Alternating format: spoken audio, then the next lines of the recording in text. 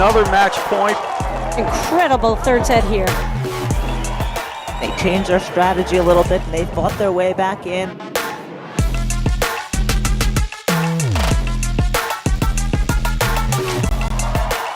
There it is, game, set, and match.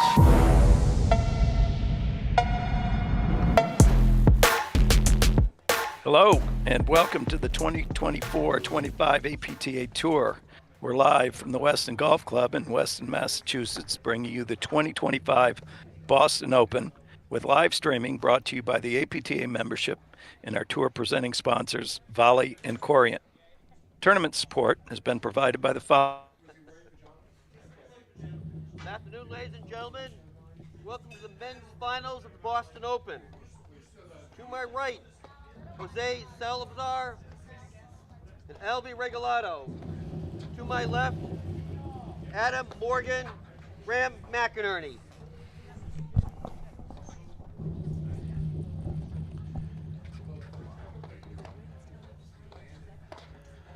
All right, so that was umpire Scott Gann. I want you to finish up there, Mike, with our local sponsors and get those guys going.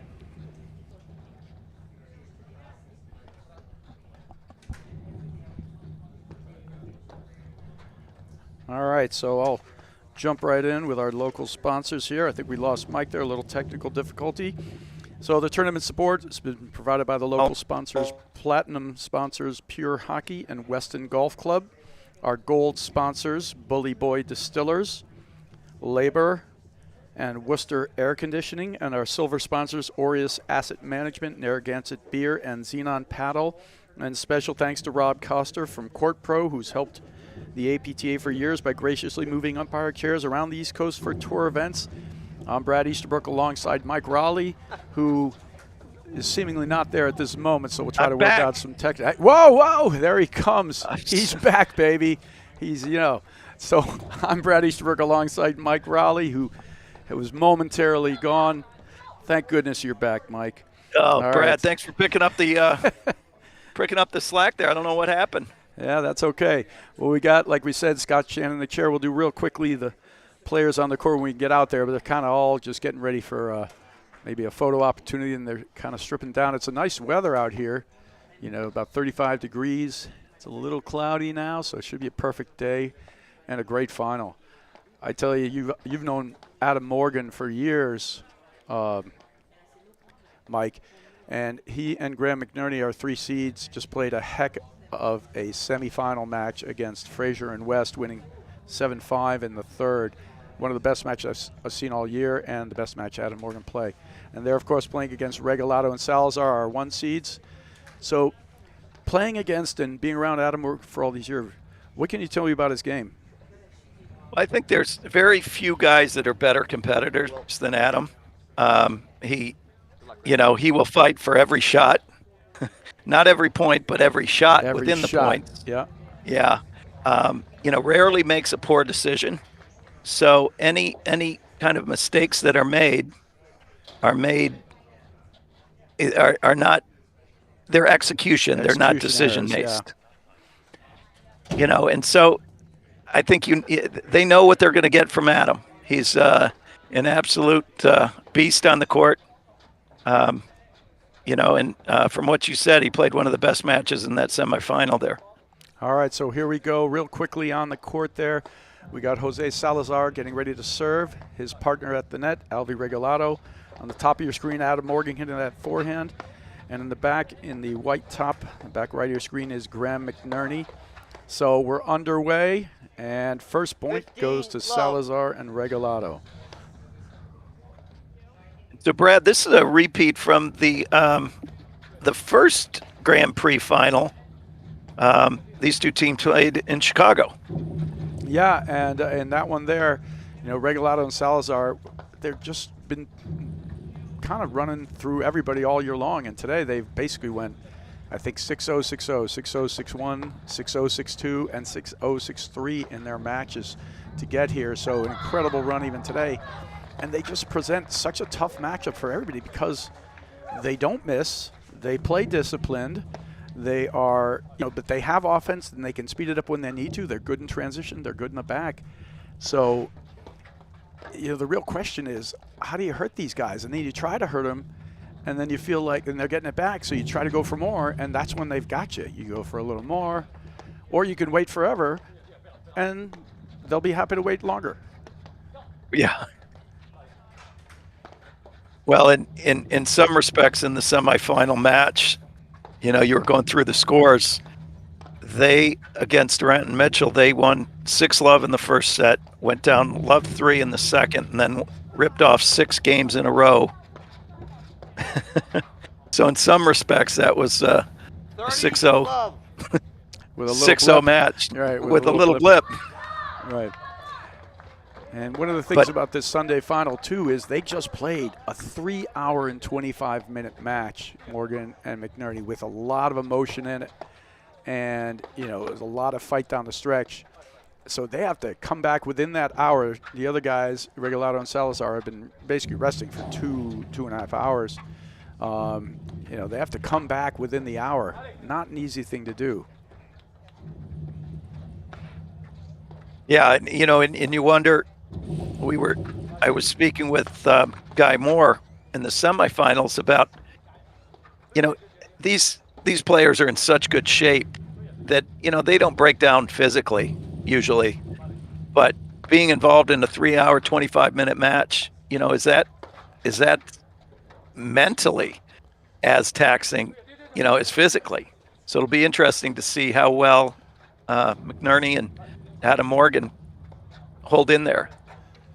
Yeah, I think the biggest thing is, like you said, mentally, it's like you release all this energy after you finish the other match, and it was a lot of energy put into bringing that home. And then you have to kind of gather it all back up and ramp it back up, and that's always, most times, the hardest thing to do. 40-love.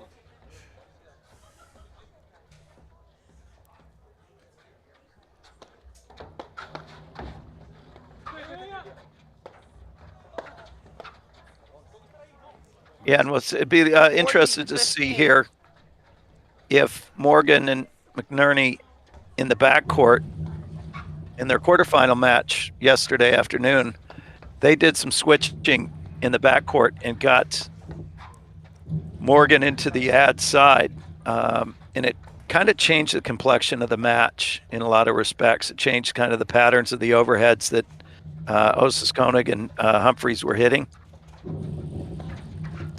And were they doing that there to combat the lefty overhead of Chris Humphreys? Game Regalado. They lead the and I first think set, 1 game that alone. was the big. I think that was the big push, was to try to.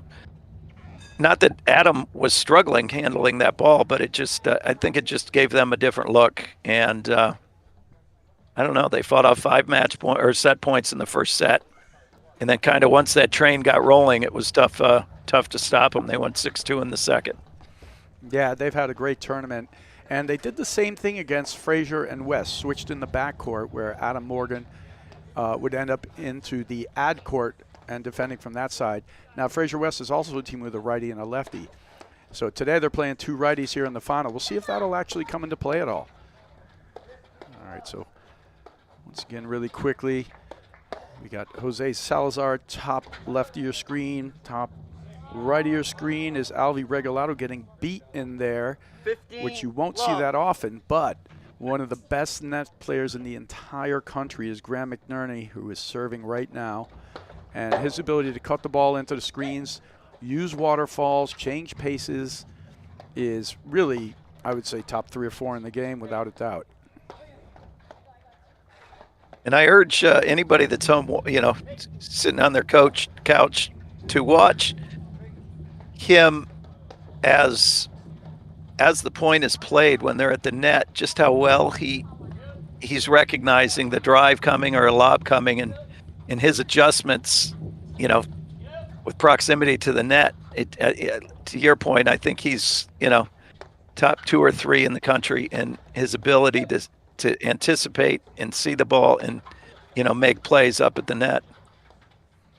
Yeah, he is a dominant net player who makes a difference. If you want to talk about analytics or things like that, the percentage of points he wins or stops the other team from winning, meaning he blocks back one of their winning type shots that they win against other players, is extremely high. It's one of the reasons why he's the 3rd seed here in this tournament.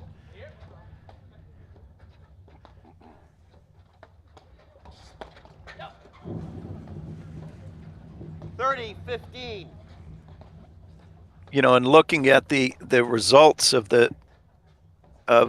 this year's, you know, obviously Regalado, Salazar were finalists in last year's nationals, but then they've been on a tear, and I believe they've only lost 1 match, and that was in the finals. And you know, they're looking for their 5th title of the year. It's pretty impressive.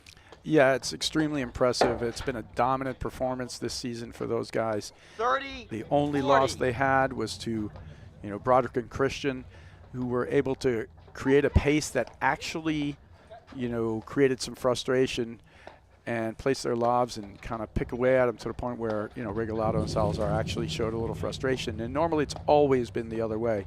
Teams do not know how to attack these guys and make them miss. And they have the ability to play slow or fast. You speed it up, they're great in transition. They love getting into volley exchanges. You slow it down, they're happy to keep lobbing and wait for the right ball. And so they've had all the answers all season long. It's been an amazing run for these guys. And they're real students of the game who love it as well. So kudos to them. Regalado.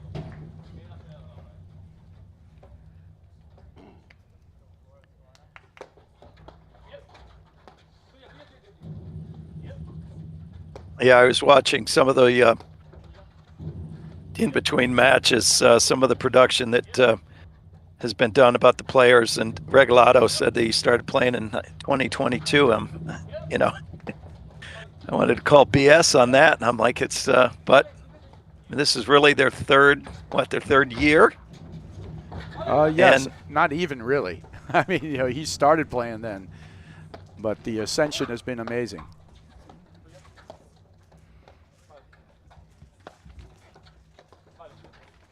And it's not just them, it's a whole crew.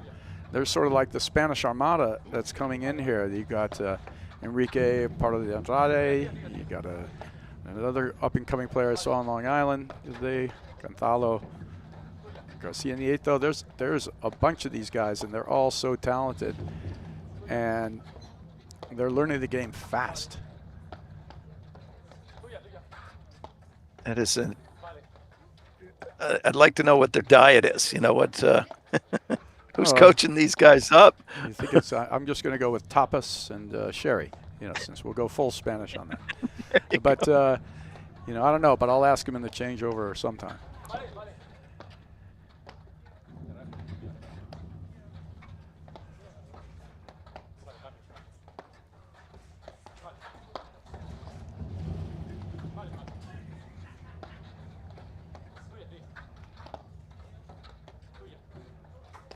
Yeah, see, and here you're going to see, like Graham McNerney, he's going to wait this out. He's not going to press. He's going to go long, and they'll wait. They're going to bait him to drive, and then they get an attack. You'll see it, and there's great recognition of when to close, when to drive. They're also exceptionally good at knowing when to do that. And they'll use rollers and things into the screens, but they don't, the pressure they apply isn't through just constant pressure. Like some teams will cut overheads, move another one, spin it in there, and you're constantly running around. They're more or less baiting you to hit balls half the time. Yeah. And then say, you're going to hit it, and then they're going to close in and volley aggressive or hit a drop volley. They're going to turn what you try against you into, you know, attacks for them, or, you know, you make an error, right? So it's like they bait you. Yeah. And I think, you know, another way to look at it too is they're attacking through engagement, especially when they're at the net, you know, and when their opponents are driving, they're then using that engagement almost against their opponents, you know, where they're closing and either dropping that volley or stuffing the volley behind the player that drove. So they're not afraid to get in there and get dirty, you know, but it's, I mean, really, talents. And so far we haven't seen any switch in the backcourt, but you can also see there's no attacking pressure on these overheads. It's really, they're just right? One more back, one more back. And it's more like, what are you going to do to us? And go ahead and try. And this has been the difficult nut to crack for anyone. You know, the only team that's had success this year, like we said, since the Nationals last year, they've lost one time. And that was to Broderick and Christian, you know, who've been known to frustrate some other teams. So it's a great win for those guys. And these guys are just so solid at all pieces. And there you go. He takes the best shot he can hit. Took 30 balls to get it. And that one he missed. A great play from Adam Morgan. And there you see the fire and the determination in Adam Morgan. He was so fired up in his match because the added wrinkle, of course, to that semifinal that Morgan and McNerney had was Adam Morgan was partners with Tyler Frazier for years. And now Tyler Frazier is playing with Eric West. So it's two former partners and friends playing against each other and battling down to the wire. Yeah, it's like playing against your ex-wife. There you go. Yeah, you know, paddle breakups can be tricky. I mean, who gets to keep the paddle? Who gets to keep you know, all that stuff? I don't think they had a dog together or anything like that. So.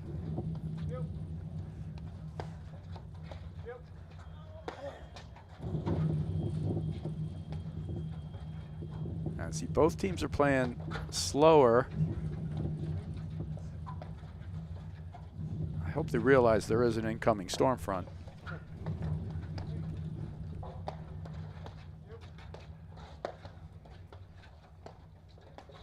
It's supposed to get like 4 to 8 inches in Boston, right? Yeah, something like that. I think it's supposed to come a little bit later tonight, more like 6 o'clock kind of thing around here.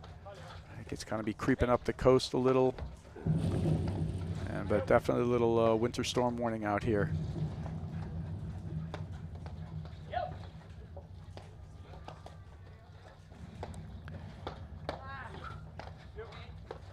And we talk about these guys being really quick studies. You know, last year in Nationals, what a great get there. And there you see McNerney doing some work at the net. You know, they came within a hair's breadth of winning that national title, and you could see them adjusting halfway through. They switched in the backcourt to defend better back there, and they were mostly disciplined all the way through. The only thing they didn't do was on the crucial moments, they actually played a couple of surprising points and made a couple of quick errors in times that they hadn't done before.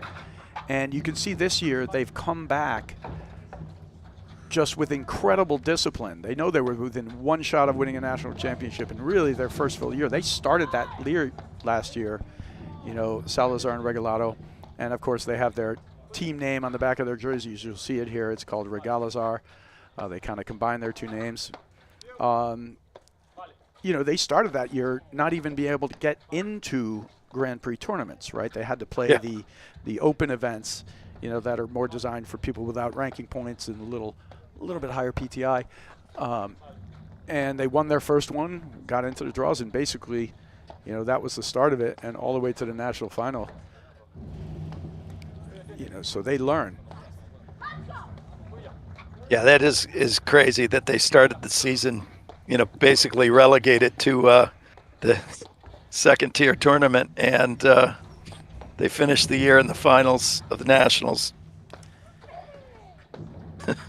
Well, amazing. Yeah, it's really amazing, and the learning curve is so different now. There's just so much more information. The APTA, our production crew here, you know, have invested in really getting information out to people. It didn't used to be that way. You know, it took forever to learn to play against a strong player. No, you know, the organizations like the PPTA or the PPTR, you know, they really have put forth all the information that's out there now. So the ability to learn quicker is there. And then these guys have all the talent in the world, so the racket skills are there for each one of these guys. So maybe that's why they've quick studies. They had to watching all the live streams that are, you know, on YouTube, right?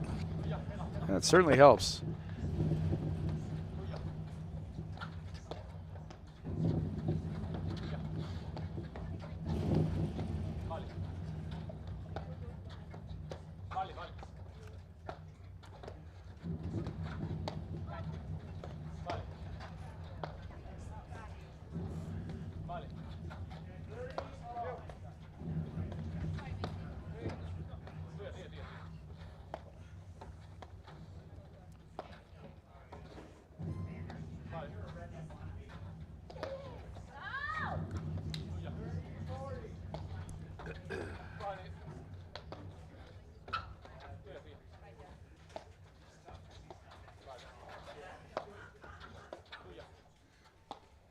Well, it's just early on.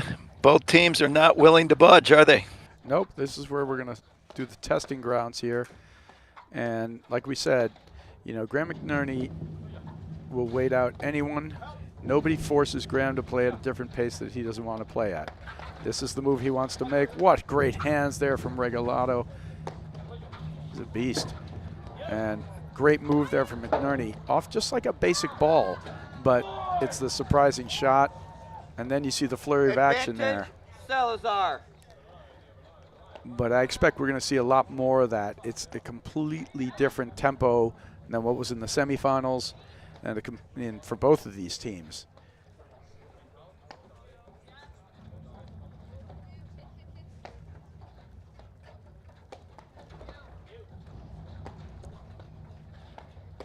Well, and it's really interesting how, you know, you look at like teams, Fraser and West in the semifinals. You know, that team tends to play, I mean, as fast and as furious as anybody out there. And, you know, it's just a fun to see. There's so many different styles and ways to play. And to your point that you made earlier, Regalado and Salazar, I mean, they have the ability to play any way that they want to play. You know, fast, slow, or somewhere in between.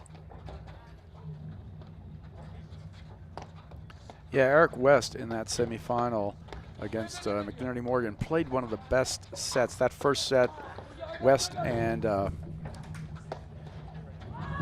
you know, he was just on a tear, and they won that set. West and Fraser 6-1 against Morgan McNerney, who I did not think played poorly. They were just getting outplayed, you know. Yeah. But they knew all along they just kind of had to stay the course, keep staying steady, keep staying solid.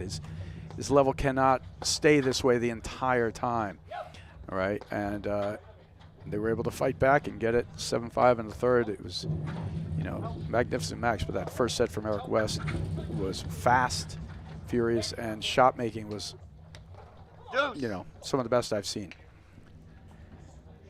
Well, you know, you have to too look at, I mean, the Detroit final against Nunez and Salazar that we called for McNerney and Morgan.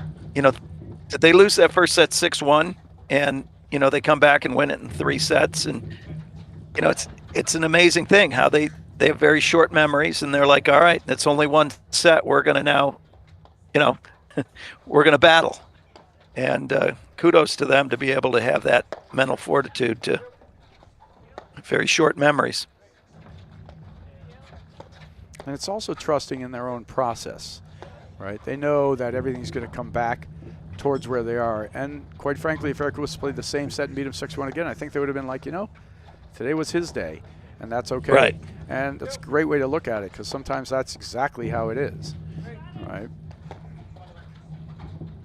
It's a good lesson for all the paddle players out there that really focus on the process. And generally, the results will take care of themselves. And if not, you lost to a better team that day.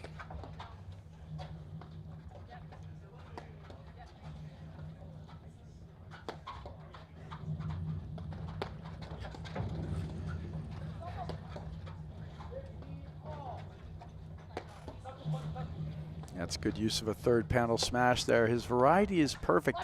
And being about 6'4" to 6'5", that ball's just long. I love Adam Morgan's energy and fire. Advantage, McNerney. Yeah.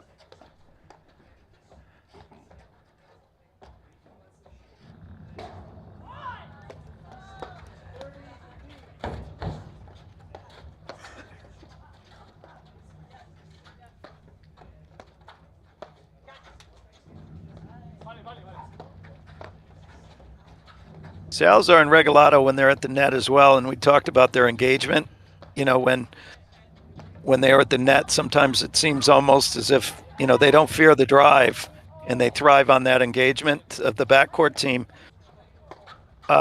Durant and Mitchell had some really good success early on in that second set in the semifinals of driving kind of into the space that the net player was kind of leaving when they were protecting for the drive for their partner. You know, I call it the drive stopper role. So if Right. my partner's hitting the overhead, I'm the drive stopper. Well, they got hurt in the first set, you know, a number of times where they'd drive and whomever wasn't hitting the overhead would step over and either drop shot or, you know, get creative with their volleys. Deuce. And then they started directing that drive almost at the net player. And 7 or 8 times they caught them where they had to come back. And it was, so it'll be interesting to see as we watch this match, whether that's something that Morgan and McNerney do to kind of neutralize the player at the net. Yeah, it's a great play. If you have an active net player who's looking to cross or cut off that first volley, you definitely need to hit at or behind them because they're going to be leaving that space and looking to move to the middle to usually to cut it off. So it's a great play.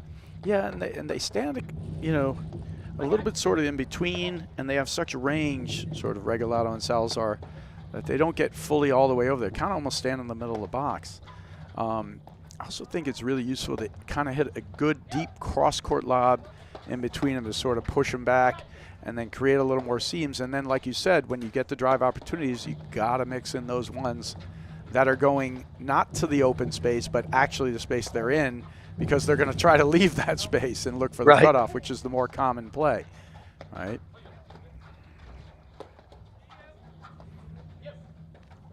All right, McNerney, you can see how, and a lot of these guys, you know, good things to notice, too, if you're a fan of the game and trying to improve, is how economical these guys are.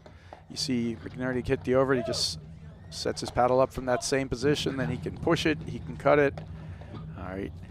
He also, when he's ready to volley, he's got, and then as soon as he hits it, his paddle's right in front of him. If they drive it at him, it just comes right into his paddle.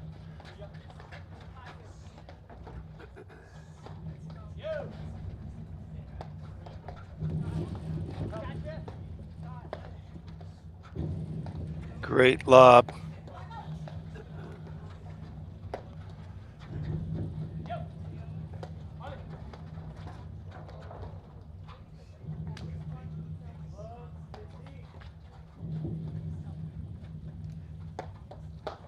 Oh, what a move there. He's got the tweener volley, but doesn't make it. Wow. Advantage. That was one. McNerney. Do you think Adam Morgan right there is saying to Graham, he's like, I can't believe I made that volley. You know? That was a good shot. It's like he got knocked back when he hit it, but great soft hands from Morgan. Not easy to keep that one in because that ball was throttled by Regalado, and that's the stuff they have. Like, they're waiting out this one moment, and then he pulls out a giant drive, and only a great volley from Morgan saves it. Oh, great play. Exceptional recognition from Regalado. He saw that hard overhead coming before McNerney hit it, and McNerney's good at holding his shots.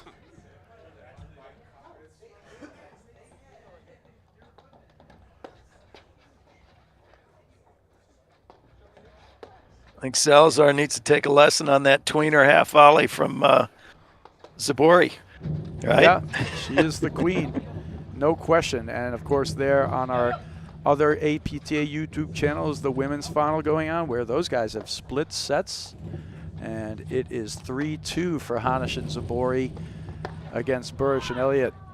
So they're battling out there, and good job from Hanish and Zabori, who just, you know, Burish and Elliott have been basically the same as Regalado and Salazar. They just don't lose. They've lost once on the year, I believe, and they've just been a juggernaut.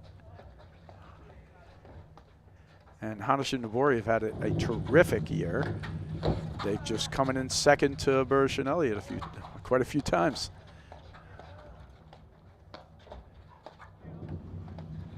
All right. You know, and speaking of learning and being a quick study and things, Adam Morgan today defensively was outstanding in the semifinal match. And I've seen over the years taller players, you know, the Sven Burishes of the, you know, the world, the Graham McNerneys, use the waterfall, and you could see Regalado do it in that point there against Morgan, and he's just learned how to defend it so well. In the past would be a way players could get points against him. Wow. Deuce. Look at that fire. Yeah. The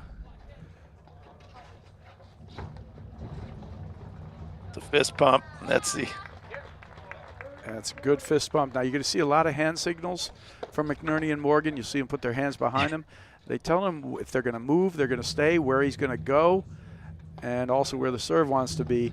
And that way they can get a jump on that first volley, because the toughest part in the game is being able to make that first volley and hold the net. So great job here. Advantage, McNerney. Still quite haven't closed out this game. What are we on? What is this? Minute 18 for this single game? For this single game, yeah. A little back and forth. That's going to be a good cut. And that one's out. He gets a stretch from Salazar. Game, McNerney. And a great First set is hold. tied, 1 game all. It's just a routine hold there. Routine. Your routine 18-minute hold, back and forth. And like we talked about, so much of this is going to be tempo, just a little execution there. You know, maybe Salazar, he was on the look for that one, pulled the trigger a little early. He was on a little full stretch there, but this one's going to be a battle. I mean, ultimately the match, you know, in the final in Chicago, it was really that they could not ultimately, you know, Morgan and McNerney, they just couldn't hurt him. Right? How could they hurt Salazar and Regalado? And that's going to be the big key. You know, you can wait out here for hours, and when you're doing that, you are giving your opponents an opportunity to miss, meaning you might be working on them mentally, and hopefully they'll start, you know, they'll get undisciplined, they'll miss, they'll do this and that. And so you're starting to beat them mentally. But these guys, they don't break mentally that easily.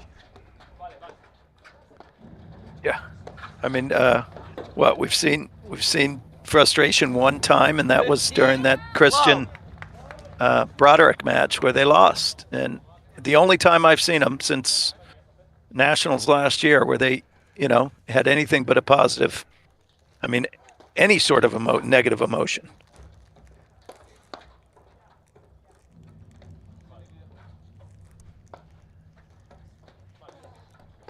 And see this, he's setting his paddle open and up. He's pushing it. There, he slaps one towards the crease.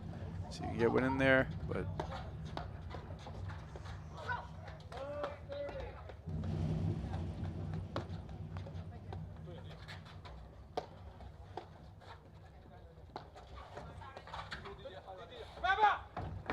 All right, that was the blitz call there. Yeah, and I tell you, you look at one of McNerney's greatest strengths, and that is his ability to blitz and move in, and how well Salazar and Regalado defend that. And they do such a great job. Wow. It was a heck of a two-handed half volley drive. Yeah, perfect transition play.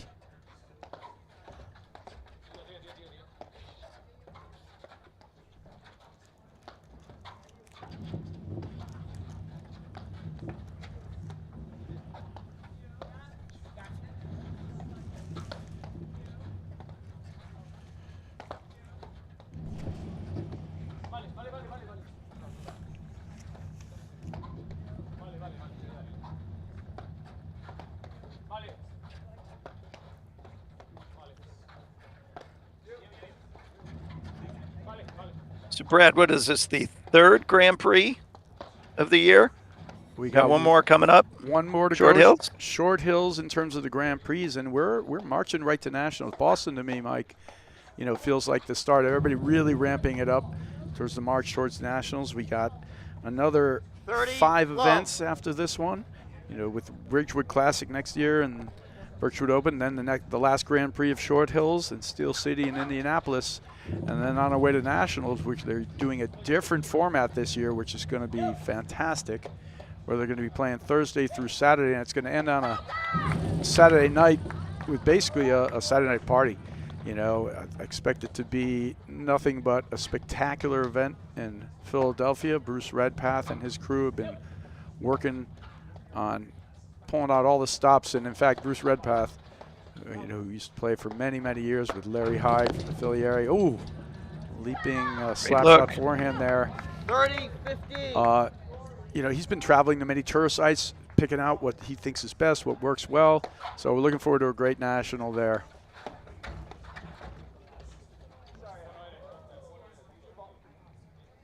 $40-15. And they have, I mean, they'll be live streaming just about every day, you know, from Thursday, I believe, to Saturday, all day Saturday. I think matches will be covered live stream. So Well, I, for training one, here.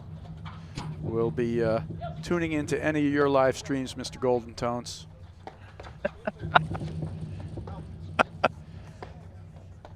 And if you happen to miss them live, you can always go to the APTA YouTube channel and find them. They'll be there.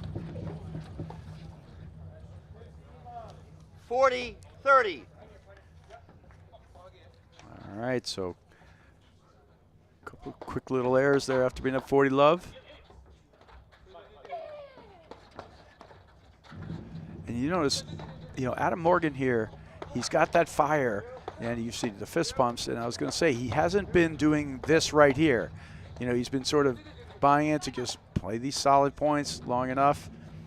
He has an excellent drive. It's flat, it's kind of relentless, but he can pick at spots, and he can hit a drive off of balls that you don't expect somebody to drive. You know, frequently you'd be like, that's pretty good deep overhead, and he just tees it up or he hit it deep in there. He kind of has this flat stroke that he puts the paddle right behind the ball and allows him to hit a number of balls.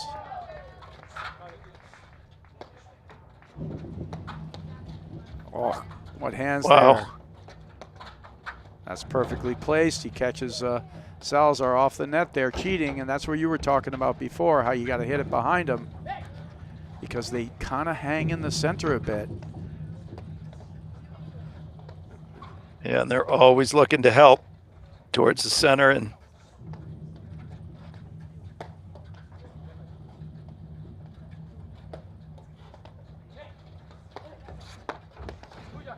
great move, and that's what we were talking about, it just a shutdown volley there. There's absolutely nothing wrong with that shot. That shot from Regalado there on the deuce court, it was perfect, but just excellent volley, commitment to positioning from McNerney.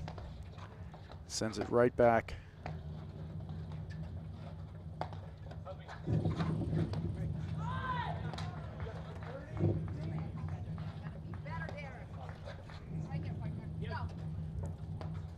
boy, so deliberate in every shot that McNerney hits. It's hit with a purpose and a reason. And I think that's one of his greatest strengths, is that there is never a shot that he hits that doesn't have, you know, not only a plan for that one, but kind of the what's the next shot following. Right, he uses overheads in a progression, each one with intent. And not only that, he mixes spins and paces.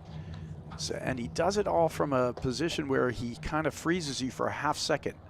And then he kind of can hit it. Like that one there, he pushes long through the court.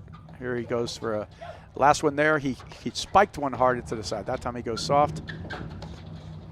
No, wide. Great shot in the turnaround drive. They're able to get this game to deuce. All right. 40 love games, there's such a boost to your mental state when you come back from 40 love, or you're able to hold from down 40 love. Well, and it's crushing for the team that had the 40 love lead if you end up blowing it, you know. Tough to recover from. Absolutely.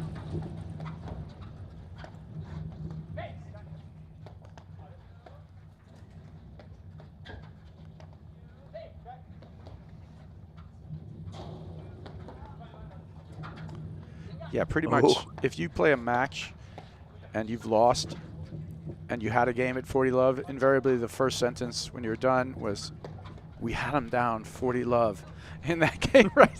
Invariably, and, you know, just goes on from there, and we couldn't close it out. And, yeah, it does. They come back to bite you. Advantage, Salazar.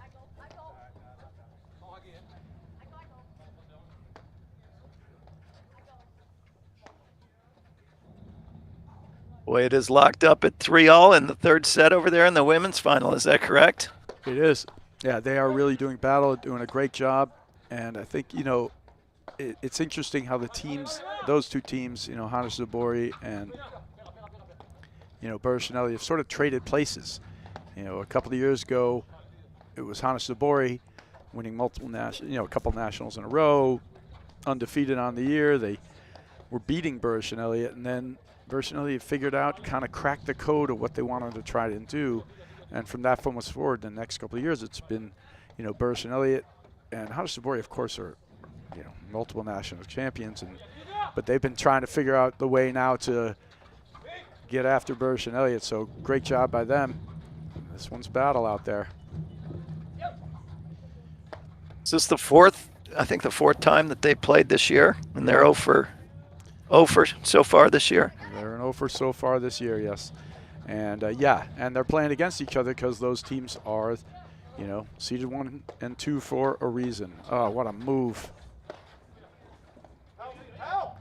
And Regalado's got such good length, quick feet.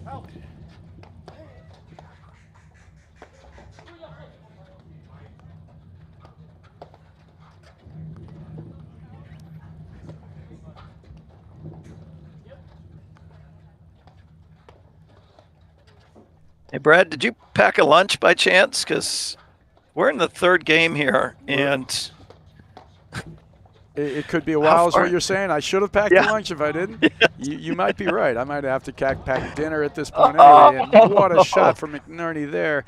Wow. That's what we're going to see, the balance point and then the one moment that he got it. And we got a great instant replay here, and that is just a perfect cutter. And if He you walked away. He walked away from that as soon as he hit it. Yeah, it was That's totally fantastic. a mic drop moment. He hit it. He's like, I know it. It's going right back into the net. And but this, speaking of which, we were talking about lunch here. It's probably a great time to talk about what a great job the tournament directors here did. Drew Sawyer, Nikola Bubnich, who's the director here at the Weston Golf Club. So they got like a whole smorgasbord out here, like a goat cheese and arugula salad with some strawberries. They got chicken salad wraps. So yeah, plenty out here. If this does go the distance, I won't go hungry. Okay, I was but worried thanks for about looking out for me, my friend. There's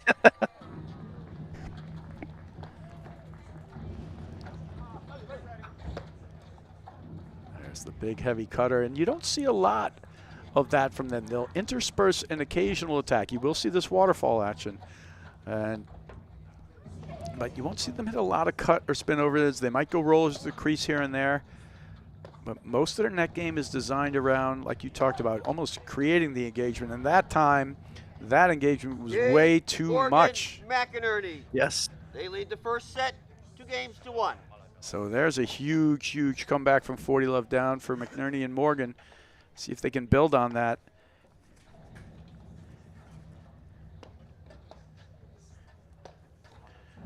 That's our first break of the match. And this is actually going exactly kind of to plan. The biggest difference right now is there's been a couple of loose points from Regalado Salazar and a couple of press points, and McNerney Morgan have pretty much stayed on, their brand and bringing in the one spot. And it's just been like a couple of little execution shots here and there.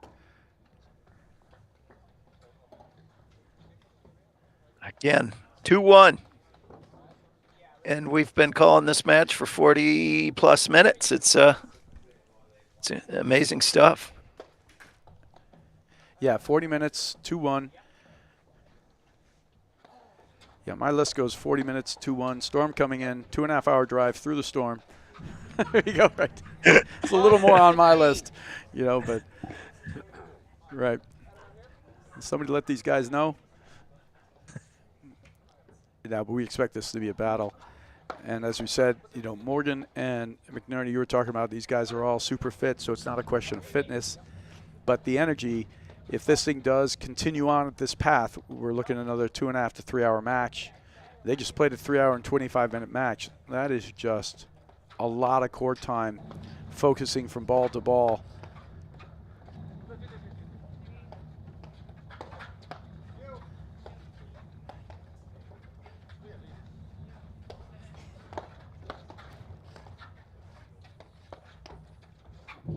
And you see that coverage from Salazar there, where he's got that range through the middle of the court. Regalado hit the previous overhead, and Adam ripped that drive. Well, Salazar just stepped into the middle.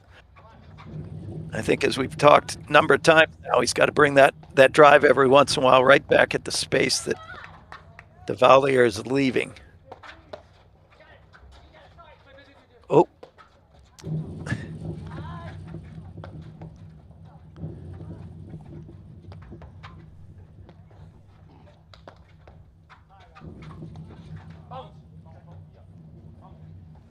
Love 30.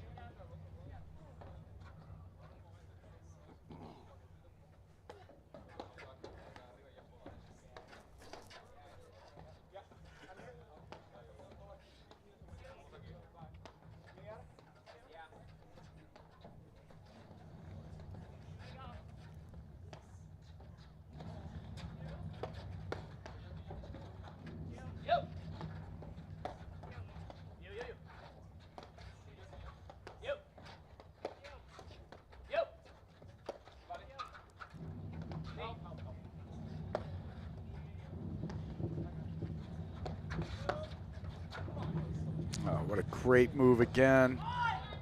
Regalado's just waiting and jumping on that backhand.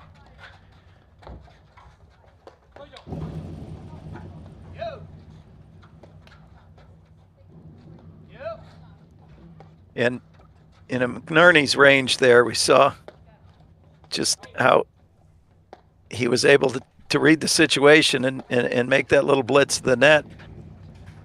I was talking yesterday with Dave Broderick in their quarterfinal match, and the question came up, the number of, or the percentage of points that he wins on the blitz. You know, how many of those points are forced, like directionally error volleys where they, you know, the volleyer feels that blitz coming, and right, yeah, and they are moving it. And I was like, golly, it's got to be 40% of the time, because he's got such a wide, you know, he cuts such a wide path as he's coming in.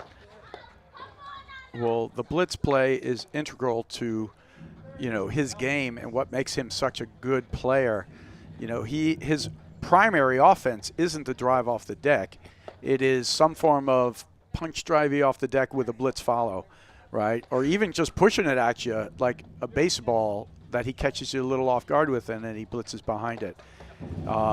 You know, and you're right. He wins those exchanges all the time. He won a huge hand-to-hand combat exchange point against, all right, ball was out and confirmed by umpire Scott Gannon. 40. Huge hand-to-hand combat point against Tyler Frazier in his semifinal match, latter part of the sets, you know, for a game point, and it was just a massive play. Man, you're absolutely right. If you engage with him, you know you're going to be in a lot of trouble, so you try to push it around him, and then you just push it wide. Yeah, it's tough to get around him.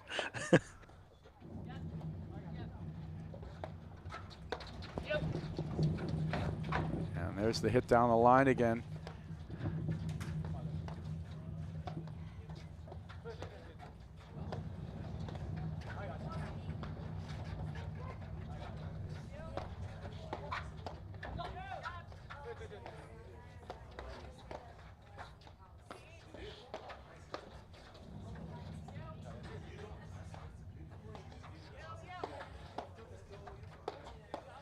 All right, catches him on the other side. Great 30, shot. 40. And that is the big key there, is to really find those spaces. That time he gets it off his right hip.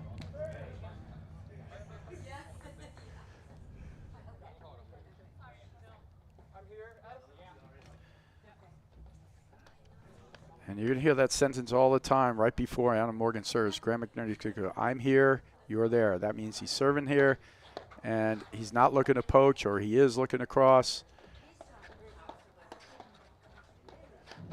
And a lot of that movement at the net, you know, the reason that they're doing that is because if a player is, let's say, for example, crossing or poaching, you know, it's predicated on the placement of the serve.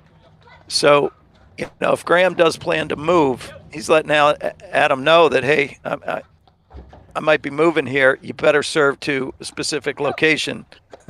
That makes his job a little bit easier.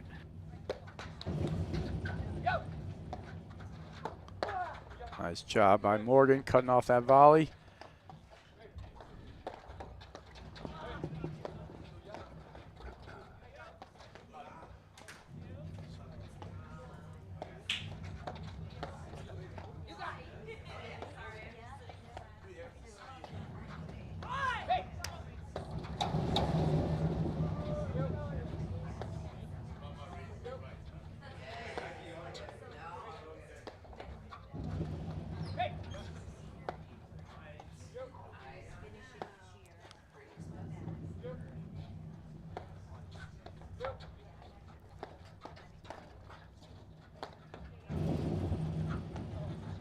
Good third panel smash, and you see what that does is clears Regalado out of the corner, clears one of the players out, and starts to open it up for a possible attack.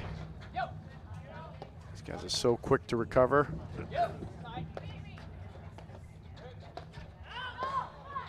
And what's the defense against that shot, Brad? How does Regalado and Salazar defend against that third panel slam? Yeah, oftentimes you let your partner carry it because that ball is going to move. Instead of you running all the way out, your partner can take 2 steps and cover the middle for you. And that's often the better play than the individuals. You know, if it's getting hit to the ad side, the player on the do side should come towards the center because it goes all the way over there usually. Uh-huh. And these players at this level, they all know when to call for help if the ball's going to the corner, if the ball's going into that side wire in a third panel slam. In that particular case, you know, he's going to get it. There he is again. He's moving all the way around, but Salazar's there if he needs him. A great defense there. Wow.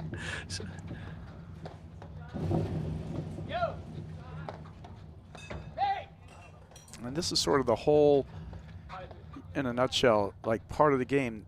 You know, the team at the net is defending against the drive when they're going to hit it. The team in the backcourt's defending against these overheads, but they're all looking for the offense too at the same time. You know, so you have defense and offense that's going on simultaneously.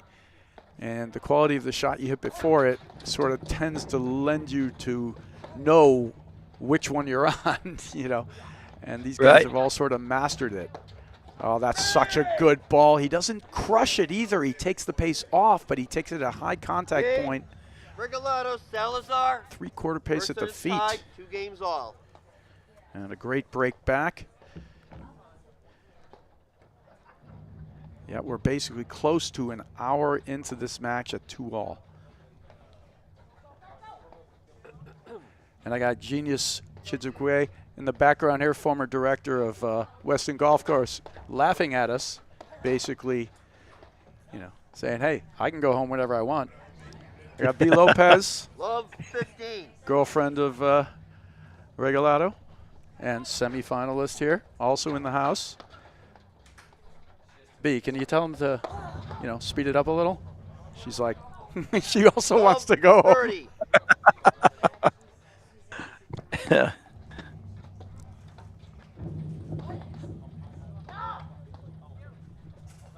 Fifteen, 30.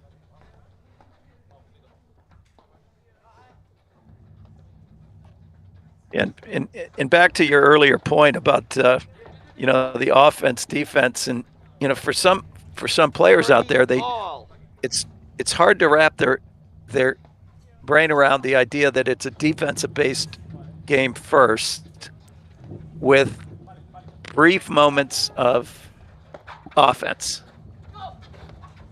You know, and having that ability to play defense first, 40, and 30. that defense is then setting up their offensive opportunities. Yeah, you're absolutely right. You know, the primary thing that you need to do is make sure you're in all the points and you can stay in them as long as you need to, right? And then after that, you're going to control those pieces, and then you're going to find your way to the offense. And any team that's playing, you know, whenever they need to get back into the match, primarily they don't go for more offense. They primarily go to say, okay, we got to keep that ball going for a little bit longer, and then you know, of course, there's different scenarios, but you're absolutely right, and it is a difficult thing for a lot of players and a lot for coming from different sports to recognize. And as much as the game has changed, you know, Mike, and the transition play and other things, and the, you know, the evolution of cut overheads, that tenet really has not changed. You know, it's still the same, even at this level, and even with the shot making, even with Graham McNerney hitting a cut spin back overhead into the back sense, the defense first nature hasn't changed. You know, the biggest change, sorry, Mike, I'll let you go in a sec. The biggest change, I think, has been that players now, in the past, tried never to give somebody an opportunity to hit a shot. So they would do this all the time. Now, people engage in speeding up the point to engage in more of the offense more often, or engage in more of the transition. There's more of those options available, it seems. Yeah, I think I agree wholeheartedly, and very rarely has a match ever come back, has a team ever come back by hitting out more, you know, where the offense all of a sudden, you know, oh, well, I'm going to drive everything, and that changes the complexion of a match. It's usually that defensive, you know, where they start slowing length of point and grinding.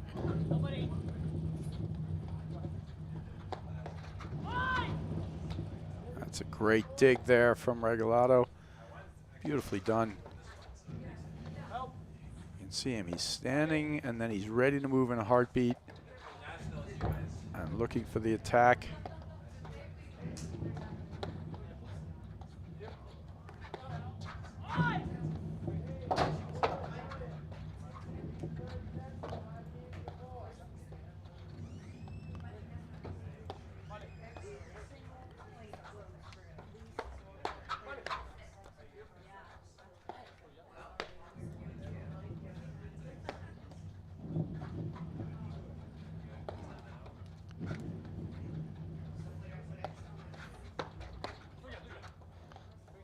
Boy, great hands there from McNerney.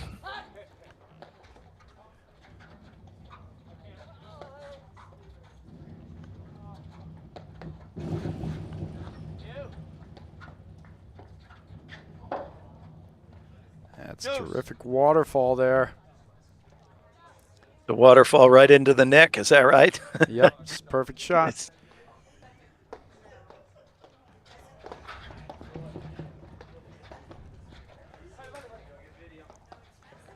So Burrish and Elliott are serving for the women's final, up 5-4. Ooh, that ball looked like it was going wide to me, Mike. There he plays. We'll never know. Again, great use of the ball behind the player. Oh, look at Morgan. He's like pinballing off the side wire, back wire.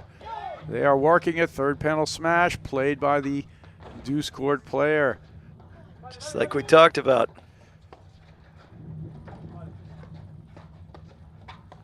That was great defense from Adam Morgan. At one point, he had to actually put his hands in the wires to right himself. He was so falling back on the screen. That's a perfect shot into the screen. Oh, wow. You know, it was great defense, but relentless attack there from Salazar and Regalado.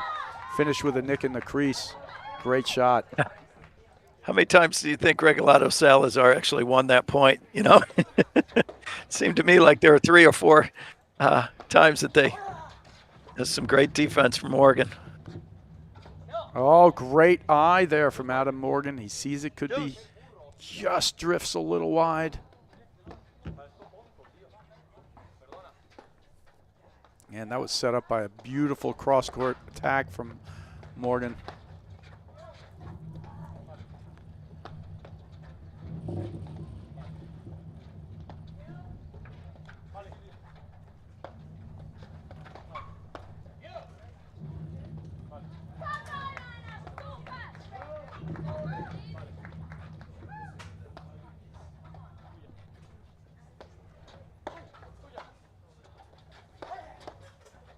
Boy, he's feeling it there, just tattooing that forehand drive. Yeah, it was well spotted. And with all that, the volleys are so good. But beautiful balls. Eventually he's going to get the one he wants.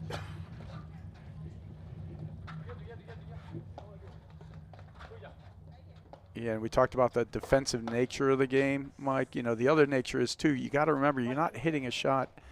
You know, it may take 7 or 8, and in paddle you just have to constantly reset. You know, it's not the first drive that's going to get it or the first overhead you hit. It's that you have to kind of stay with it continually, and a lot of times you might have to reset a point 10 times, and you've played it perfectly. It doesn't mean you did anything wrong. Yeah, and you know, and I've had countless times over the last 30 years teaching the game, you know, where people say, "Oh, my forehand, I've lost my forehand," when reality is they've moved up a level and they're playing at a higher level, and the volleys are coming back. You know, Sure. where they're driving. And I said, you know, you still got your forehand, but you're now playing against better competition. The volley's better. It doesn't mean that you have to hit a better drive. You just got to do it more often. You know, you got to get back to work. And you might even have to adjust like how you're thinking about it. If you're thinking, I'm hitting this one shot and that's it, you know, it's usually not the case. In fact, one of the things that makes these players better is that they have the ability to string and anticipate shots together. And there you see McNerney. Salazar. I guess you could say it's a mistake because he missed it, but he was trying to hit an up roller drive. He wasn't going to smash it at him, but what he was trying to do is create a different space and height. Regalado, Salazar. And he didn't First execute. set, 3 games to 2. All right, Speaking of execution. Yes, let's talk about volley. Oh, man. And train in real game scenarios with serve and volley, the world's first responsive play drill. Volley's new AI-powered feature tracks your position, the ball, and returns every serve for targeted practice. And try it today on the Volley app. And it really is an excellent job that this machine does. You can put your serve in, and it times it, and you're coming in, and it fires a ball at you. And you can set it to any level you want, where it's coming in at almost a pro-level type return to a lower-level, sort of level 1 return. And perfect way, because we all know the hardest shot in the game usually is that first volley. Yeah, it's really interesting. And, I mean, smarter minds than mine, you know, to come up with not only the machine, but all of the abilities that it has and different game type situations. And it's really a heck of a tool. Yeah, and the AI, you know, empowerment makes it so versatile. I've heard you've programmed yours to be like, hey, Mike, that's a great shot. You did really well there, Mike, today. You get like you get full enrichment out of it, and you know, a lot of positive feedback. So it's good. Yeah. Well, the next step is they're going to start training it to, you know, be more like a psychologist. That's right. You know, it's a little sports psychology action. So.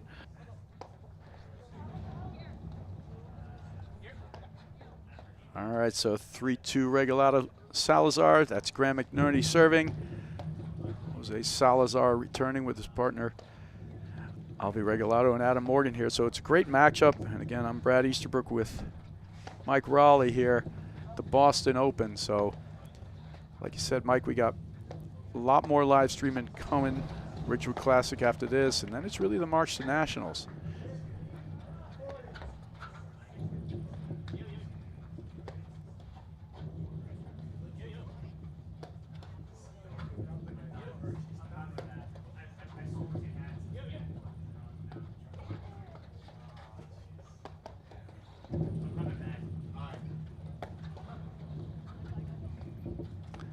And there you can see actually Regalado just stands still. He knows the ball's going to the unit. You hear a sound from those guys. They know who's playing it.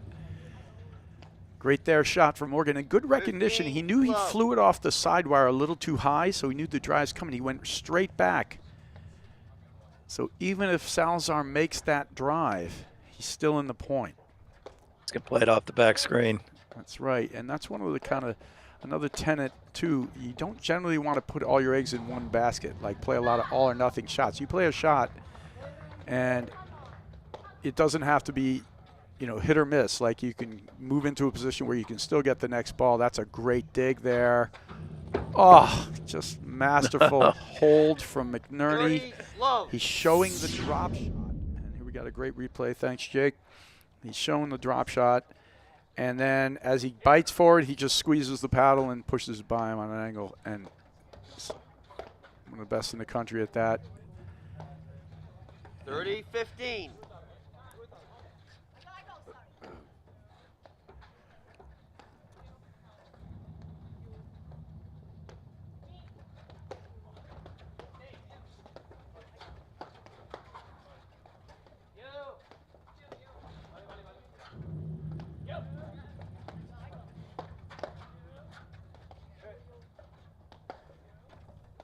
Boy, how quiet Adam Morgan keeps that paddle on the volley. That's beautiful. Yeah, It's like a master class on volley. Again, great use of the down the line ball. We're seeing a lot of that play. These players are really recognizing that these guys are doing a lot of poaching and cutting. So drive the ball or at their spaces, not to the open space across the court.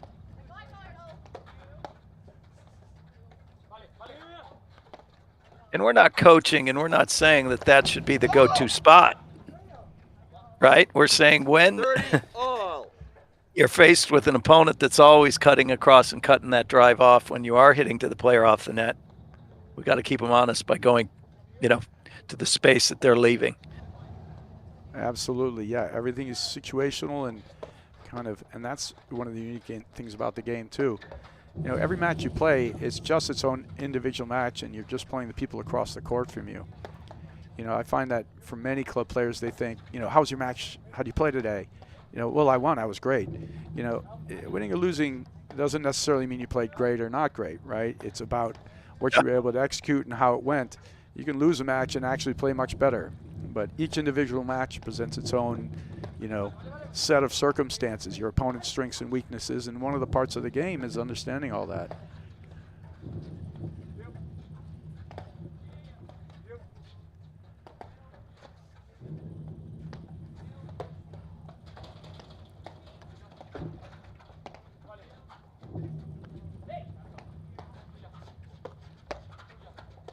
Boy, that lob down the line from Regalado, getting Adam Morgan to move back, that's bearing some fruit. We've seen Salazar get a couple good looks.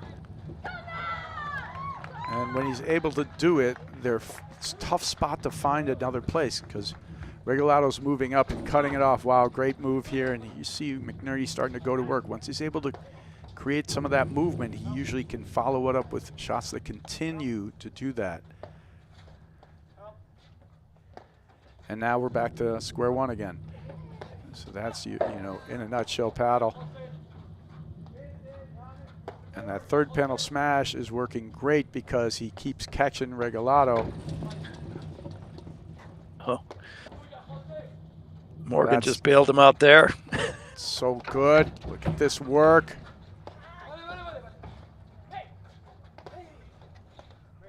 This is great action here.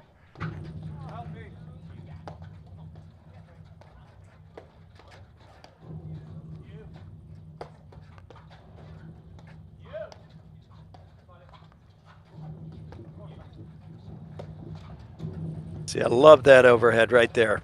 That slider that moves through the court. Yeah, lands deep, because it really sets up that shot, 40, where 30. the deep slash really has the same look as that where he cuts the legs underneath the ball and just drops it. Those two setups look exactly the same. So if Salazar were to jump forward, well, he could pull that slash out.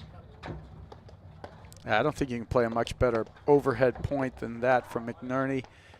And, Salazar and Regalado. Regalado's making a lot of moves up that side wire. He basically got hurt more than helped in that particular game, in that particular point. He'll get him again at some point, but this is the cat and mouse game they're playing.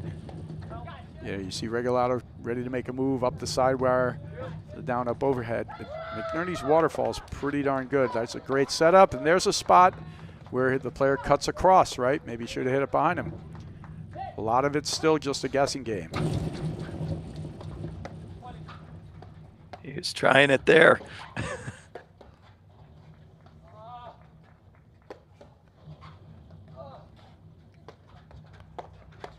That was dangerous, but Got it. great volley. don't think they can continue to survive on that, you know. Wow. Salazar went up, little push drive high on Graham through the volley air. Back to deuce. You know, it is a good play as well. You made two great points there, Mike. It's that you get a tall guy like Graham McNerney. He's sitting his paddle is down more around his waist. You go up into his chest a little, and he's a bigger guy, so you got some space to go in there, and it's a great idea.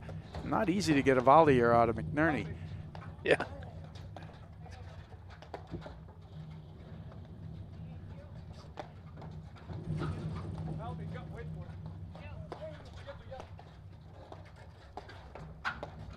Careful. Careful.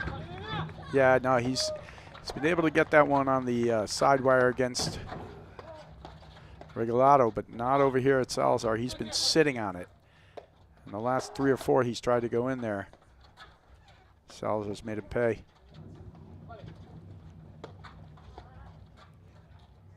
Oh, no call. They don't see the blitz.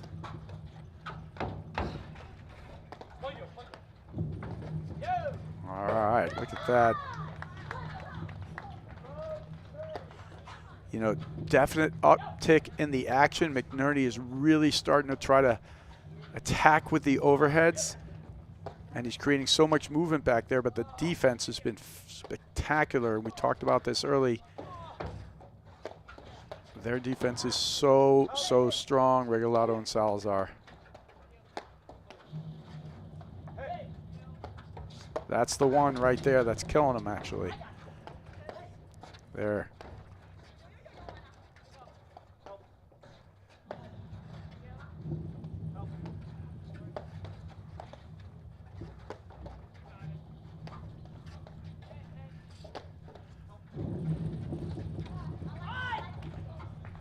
They keep playing with fire there.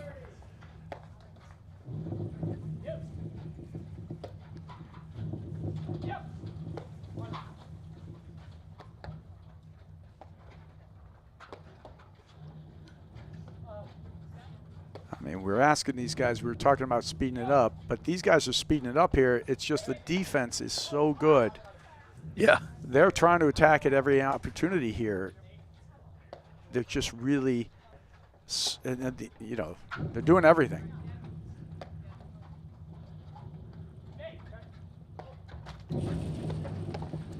So great. And these guys are playing with such confidence now. That's a big cut.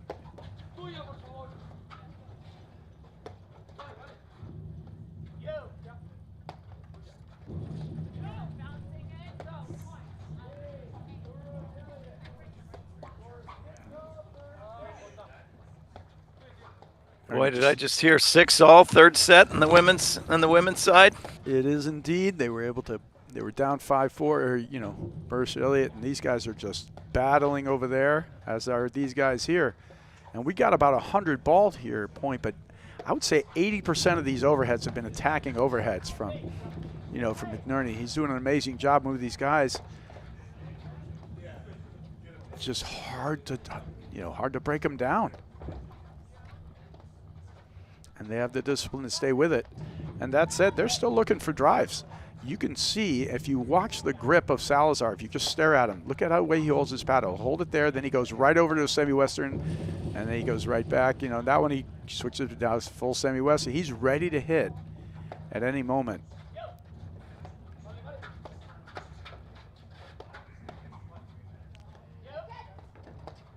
Yeah, you can't play a much better point than this. On all sides. And there, and that's how it ends.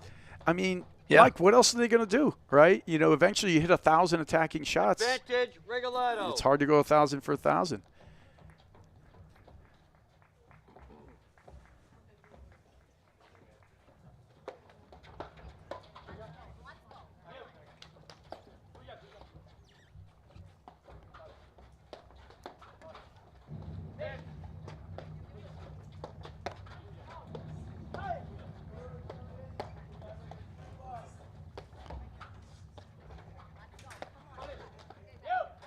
Thought he was going to bring out the cutter again.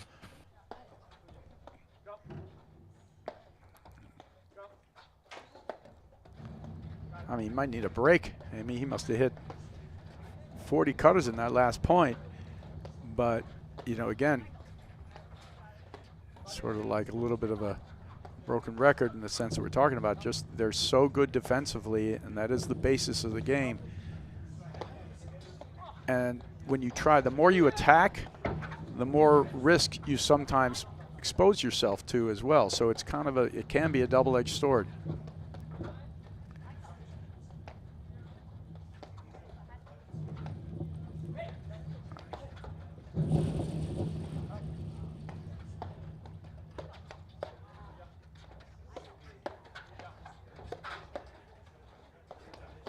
Oh, look at Morgan.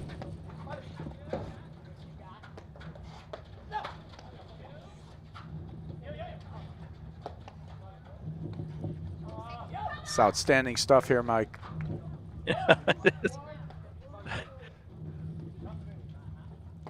Shout out to Mitch Granger. He said this match is on pace, if it's a straight set match, to be a 4-hour match, and if it goes if it splits, it could be a 6-hour match. Thanks for the heads up there, Mitch. Splits, it could be a 6-hour match. I wonder if we have any kind of actually, you know, results here on the longest match ever played, that kind of thing. You know, we know at Wimbledon, what was that, 70-68 in the 5th set for Isner against, what was it, Nicholas Mahut, right? Yes, but yes. In paddle here, what's the longest match ever played? That's a great question. You think it goes back to the 70s, like Hank when they're playing Irvine 3 out of and, 5? right, playing 3 out of 5, and Clark Graebner against, you know, the Baird brothers. I mean, you know, Stephen Chip Baird. I don't know. But actually, I would think even then, there's no way they would get to this time frame because it was very different back in the 70s. You had wood courts. The ball wouldn't come off the wires the same way they do now. It's a little bit of a livelier game now in the sense of you can't make it die as much. Those guys serve and volleyed every time. You know, so it's a different era. Hard to compare them all, but I don't think they would ever have a 6-hour match.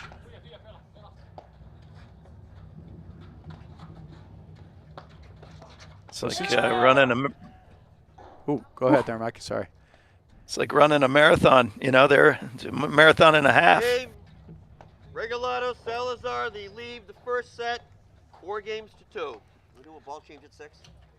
All right, so that was just a great break of serve from Regalado and Salazar. And is there anything you see out here, Mike, where you can fault anything that McNerney and Morgan are doing? Or you see they should be doing something else a little differently? There's not much. You know, I would only say tactically, they've got to avoid that hot spot of trying to swing the ball to the side screen on the deuce corner. Yeah, I think that's the one.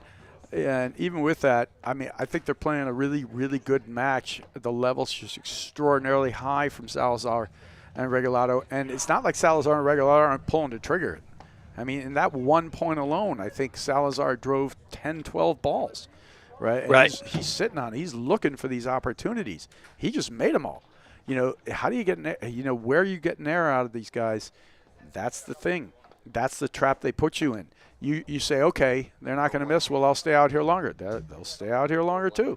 You know, and that last 2 or 3 points there had incredible action. You know, attack at the net. McNerney putting his best foot forward, which is his ability to dominate the net and attack from the net position. And he's, like we said, one of the best in the country, and they put their best foot forward. You know, we defend better than anybody, and they came out on top there. It was a great point. It's fun to see everybody put their top, you know, game out there for display. And what you hope for is you get a ball like that, a fault, they make one bad choice, and then you start to capitalize on those things. Right now, they're just not making any.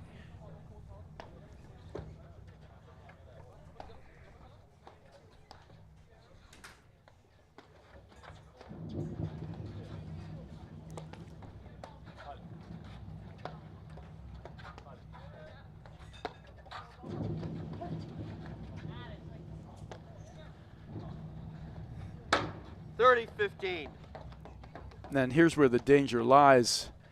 It's when you start playing and you you do put your best foot forward, but they respond, then do you start trying to do more? Because that's the real trap, because then things don't get better, they get worse. They just got to keep plugging away.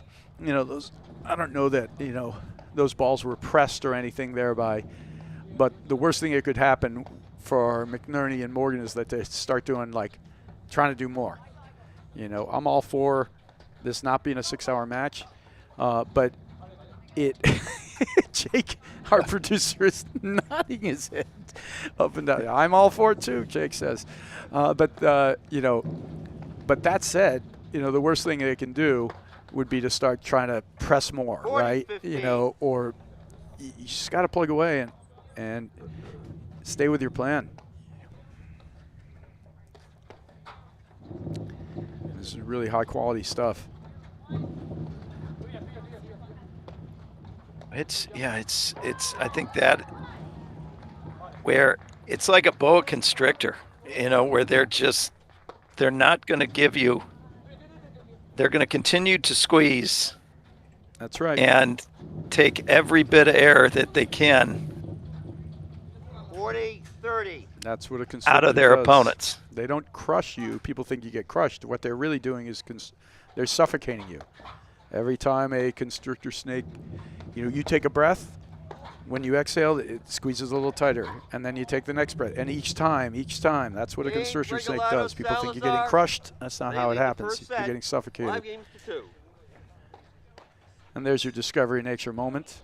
Man, oh man, you didn't know you were a zoologist too, Brad. Hey, That's pretty solid.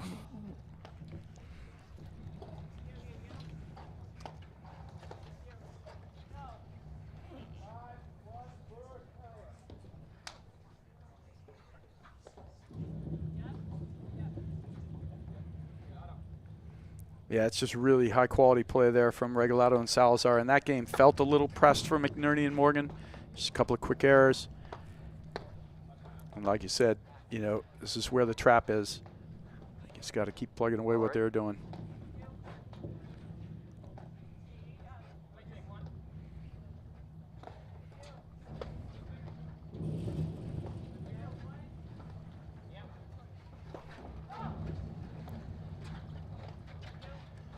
Now, Mike, did you call that match that Regalado and Salazar lost to Christian and Broderick?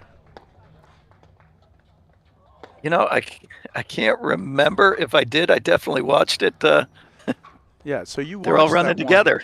and as you see that one, their ability, that was like the one time where they got a little frustrated, and it was patience, but from it was also placement of the lobs and trying to create a little bit more spaces out into the court. It's just not such a simple thing to do. All right, goes for a little short dipper 15 there. That gets in the way. I like that play. And that's getting used more and more now, especially these guys are long, they got reach, they're great volleyers. And it's a good lesson for you don't always need to crush a drive. You dip a ball under the net and you press forward a step or two, you have blitz opportunities coming. And a lot of these guys are looking for those opportunities. Get a ball under the net, press yourself forward. Oh, that's just a great shot from Regalado. 15, 30. Good fortune at the top of the net. Net cord, the net cord has not been kind to Adam Morgan. Last 2 games, he ripped a drive, they tipped the net cord and jumped out. That one jumped over his paddle. But yeah, that rolling, back to your point, that kind of slower speed but heavier spin ball that dips down below net level is extremely problematic for the volleyer because they then have to lift, and then if you've got somebody blitzing, boy, it's a difficult equation. Yeah, it's so Burrish and Elliott just finish out that match 7-6 in the third. So what a battle there on the ladies' side. Kudos to Hanish and Zabori for just an incredible effort. So they'll have a quick interview and trophy presentation out there. 30 all. And then all of you can come jumping right back here to our men's final. Yeah, I think we got room in the chat room for them. They can. For all at the APTA YouTube channel presented by Joe Ho. Room for all, Mike. One of the rare misses there. Takes a lower ball. 40-30. Usually on the lower drive there, you got to sort of spin the ball up. That one too low. Doesn't get enough upward finish on it.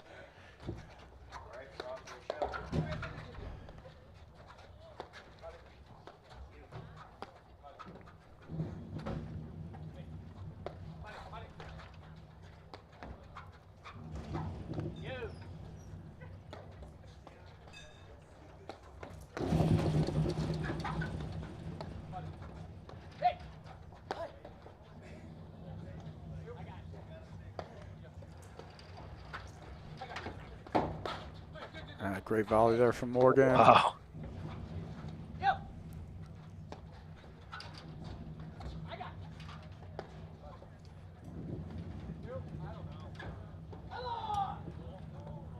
That was good eye there. McNerney, Morgan. And a great hold from Regalado, Morgan. Salazar lead the first set, 5-3. Yeah, he's still got that fire, Morgan. Yeah. He is an intense competitor. I mean, I think that's the first thing you said when I asked him about his game. It's just his competitive nature and how hard he competes all the time. And he doesn't take any balls off, you were saying, I believe you said. Like, he doesn't take not just points, he doesn't take a single ball in the point off, right? You know, some people throw up a lob and then they're kind of, all right, I'm going to take a break here. I'm just going to lob these next 5. It's not Adam Morgan. He's like, he's in the lob and he's ready to drive the next one. And he's right back at it. So, you know, definitely a part of his skill set, and that makes him such a great player, is his competitive nature. 15 love. Yeah, and I think he's probably competitive in everything he does. I played some golf with him as well, and he's extremely deliberate, I think would be a nice way to put that. You know, I'm not going to delve deep into what that really means, man. but here you go. You think this match is long? Let's just say this. He's extremely deliberate. You think this match is long? There you go. Man, go play 18 holes with him. Yeah, there should definitely be a time limit on lining up putts and shots. All right, careful here for McNerney and Morgan.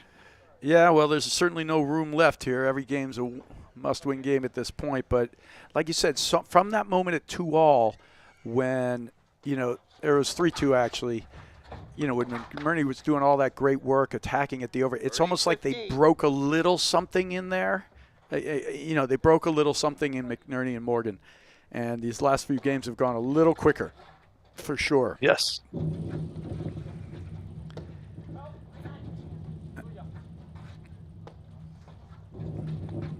Now, that said, you know, McNerney and Morgan have been just amazing at losing the first set and still coming back. They are in no means out of this by any means. It's just a little blip, and they understand it's a 3-set journey, not a 1-set match.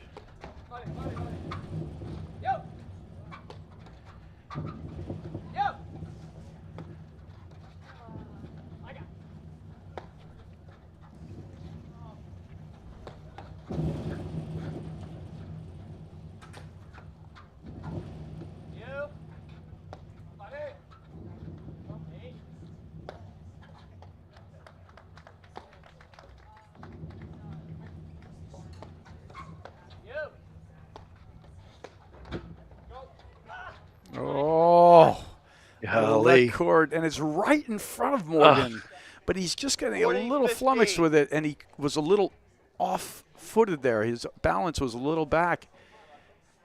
Well, I think he was so, you know, you watch him when he volleys, how well he just braces and gets into that real low. Boy, that's a good situational blitz there from McNerney. Draws the error. All right, so set point here from Regalado and Salazar.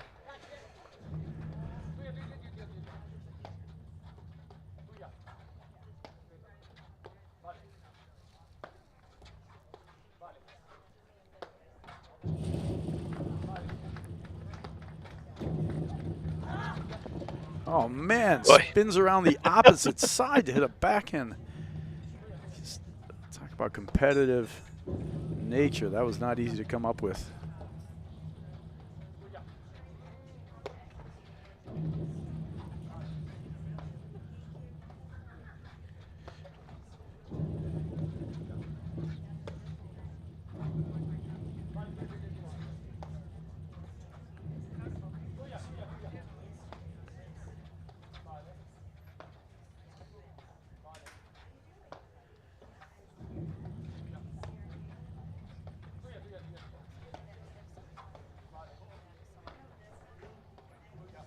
Brad, one of the things that I was talking in the semifinal match, in it with Guy Moore, was that sometimes if you take the scoreboard off the screen and you watch just the point, sometimes it's the tell of how important that it must be a critical juncture. And here's a great example of it. Boy, we're at a set point, and both teams are, wow, fantastic move from Graham McNerney there. Takes us back to deuce. But you see how judicious they are with their shot selections. It's the bigger the point, the better the decision making. Yeah, that's a great point. And I'm not sure there wasn't a bad decision on that last point by Salazar. I'm not sure he didn't bait him and draw him up by hitting a short volley on purpose, which clearly, generally speaking, you never want to invite Graham McNerney up to the net at you, to blitz. You do want to bait him to drive it from the backcourt. Like, you can float it in there. Right? He just doesn't get baited on that anymore. And there's a hell of a block down the line for McNerney. Great shot.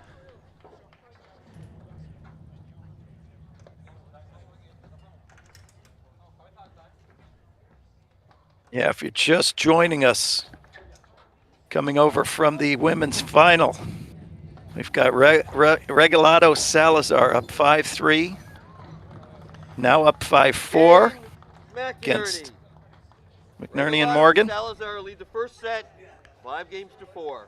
And you just saw Graham McNerney take over those last 3 points.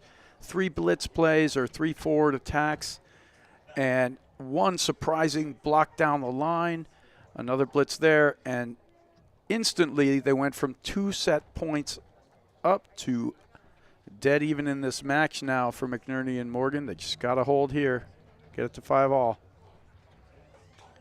That was a terrific break and a quick swing there from 40-15 up in that game.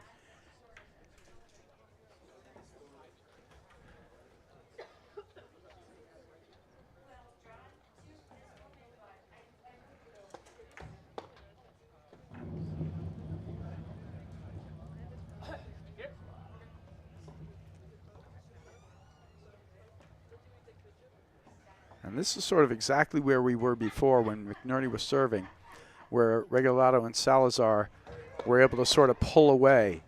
And they did it with just fantastic defense. And then you see another let cord, a little bit of the breaks definitely going for Regalado and Salazar. Yeah, I don't know if you saw that. Adam Morgan puts his hands up. I think he did like a why? Why? Yeah. Like, I don't deserve this.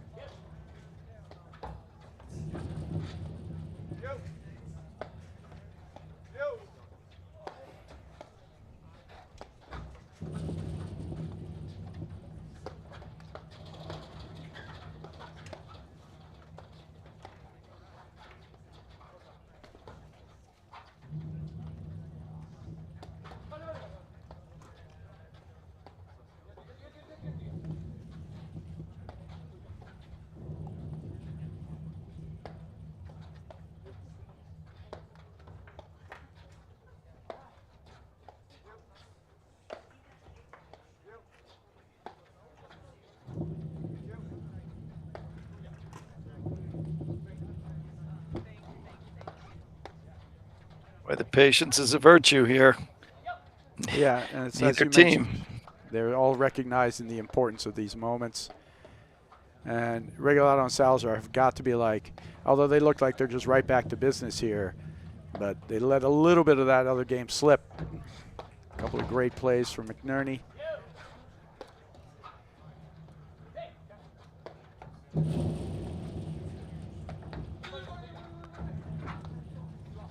It's great coverage. And, you know, McNerney's using all the pieces he has. His height allows him to hit waterfalls from further off the net than you could ever or I could ever attempt. So he's able to make these guys are making great moves back there, Salazar and, you know, Regalado. And typically a player can't waterfall that ball over your head from that position, but he can. Now that said, they have to recognize that because he's got the height and just the ability to sort of, he's just gotten so good at it. He's probably the best waterfall in the game. Probably bar none. 15 all.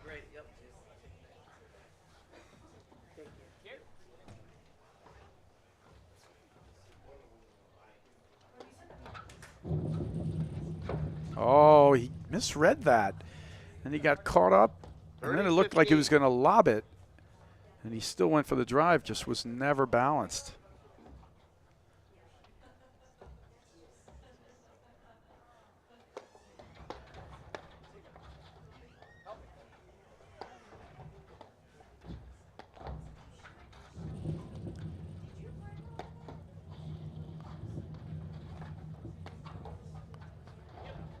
Brad J. Woldenberg wants to know if we get paid by the hour. I don't know what your contract's like, but I get paid by the shot.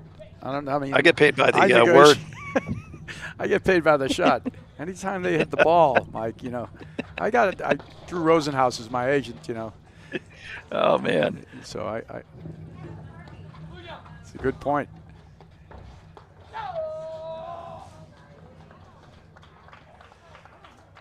$40-15. All right, great playing here. Graham McNerney has really stepped it up. About to tie this game at 5-all. We also have seen, you know, some uncharacteristic choices from Regalado and Salazar. You know, trying to make something happen in the backcourt. Yeah, almost on forcing balls. Maybe it. they shouldn't. Almost forcing it. Right, you're right. And we talk about how they generally don't force it. They are looking to drive. And you're right. And usually in a lot of these comes back do come with two pieces. You know, Graham McNerney is reaching a great level. And Morgan's just being rock solid. But these guys are. They're jumping at a few things that they probably shouldn't be.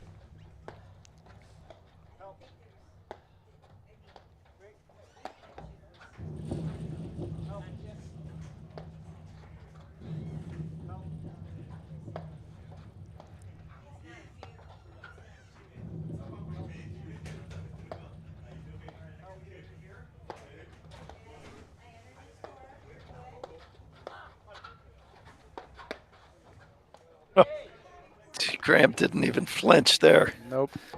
You know, it's kind of a controversial thing to go high on somebody. You don't want to. But his paddle is just right over net and right set there. You know, and I've never seen anyone really try to go a little higher. You know, you sort of flick a ball up into somebody's body when he's right on the net. Mm-hmm. I wonder if that's a play people are going to start using here and there because he does not get small. Like Graham McNerney stands at his full 6'5" height at the net, you know, and it's sort of a risk-reward type of shot if you're going to try to go up into his chest a little bit. Because if you miss it, it could go long and all sorts of other things. But he's right there, and he volleys so well. McNerney, Morgan. First set is tied, 5 games all. 5-5. First set. Yeah, we're looking at 1 hour and 40-something minutes. Yeah, it's just an incredible comeback, and McNerney's really stepping it up here.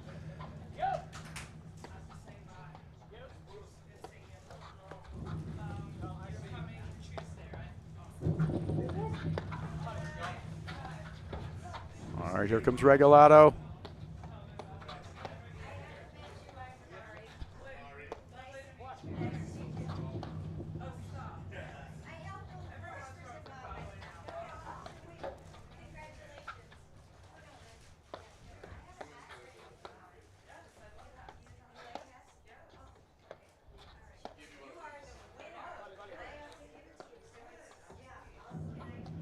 Brad, do you think we could petition to have him play an 8-game pro set? So this thing gets done before dinner time. I mean, I'll sign that petition. Yeah. Okay. So yes, it's good with me. But yeah, this battle here, it's gotten right back into that shape. We talked about the fact that it gets a little spots.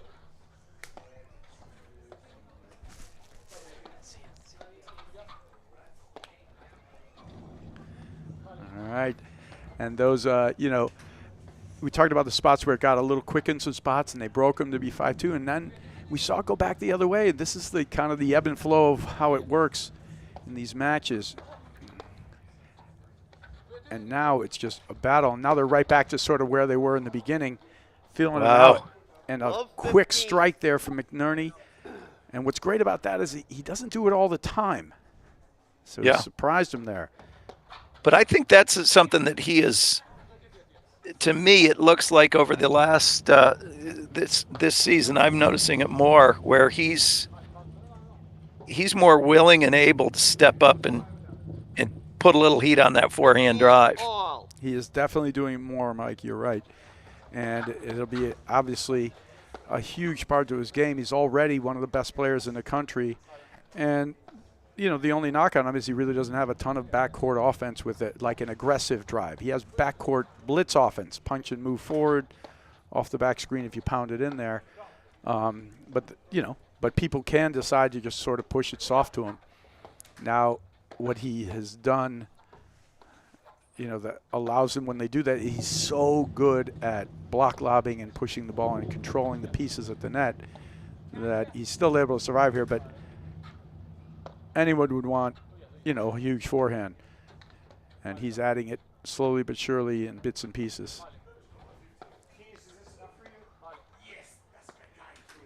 And, I mean, here we are, with arguably, the two of the top 4 or 5 teams in the country, and yet we're talking about player improvements, where they're adding.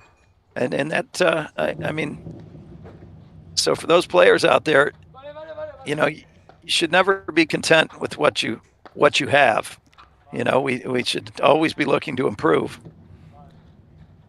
Yeah, I think it's a great point, Mike, and I think you can also look at it from the other perspective, too. Not only should you be looking at the things you can improve, but you can also become one of the 2 or 3 or 4 best players in the country.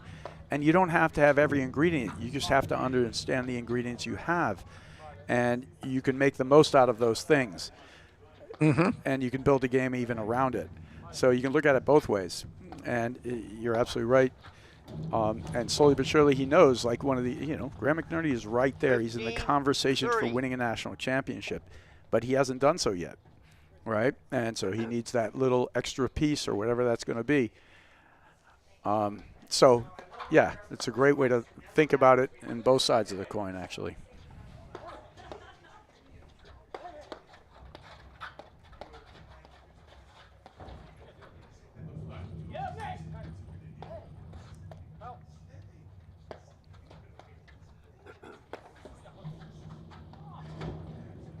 It's a great get.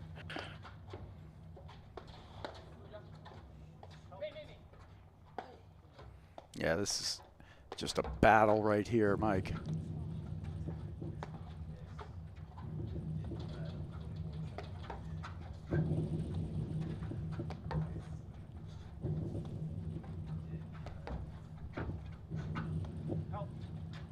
Think these guys are going to be seeing that waterfall in their sleep?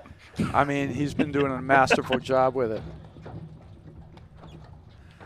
And what a play there. He's got such soft hands. His ability to control that net. Sorry, 15-40. And we have a chance for the first lead in the match here for McNerney Morgan. And that is wide. Game, McNerney, Morgan, they lead the first set 6-5. It's boy, it's pretty impressive. That's 4 games in a row after fighting off two set points. We've got McNerney and Morgan now serving. Adam Morgan to serve for the first set after about an hour and 50 minutes. Yeah, and for me, it's like you could see in that one game where they kind of made their run to 5-2. It almost looked like at that moment they broke a little something, McNerney Morgan, and they went on a little run because we got a couple of uncharacteristic quick games. Now we're seeing the exact opposite in the same way going back the other direction. And this is where these teams are making their move. And it makes you understand how quickly the momentum can change just with a little subtle change in going for too many shots. We saw them chase a few more balls there, running at balls that were bouncing over their heads instead of waiting for the ball that he can't bounce over their head before they make the move, right? Thank you. And, you know, and that's really it. And when anyone is playing a match at any level, those are the things that are happening, right? It's just an ebb and flow and just subtle ticks and changes in the strategy you're using, plus your execution, of course. But to me, this isn't just about execution. This is more like people are choosing differently. I don't know if you feel the same way about it. You know, do you understand what I'm talking about, Mike? Give me a little explanation of the choices. Yeah, the and choices, what you they're mean by that. choosing to go for these shots instead of like making sure the lob is deep enough to go. They're actually pressing the points that they're going for instead of making sure like it's a ball that is really going to be, you know, there's a percentage chance certain things are going to happen. And if it's only 30%, why would you bother to go for it, right? You want it to be 80% if you're going to look for something, right? And it seems like they're pressing, attacking spots like that. Ooh, good move there.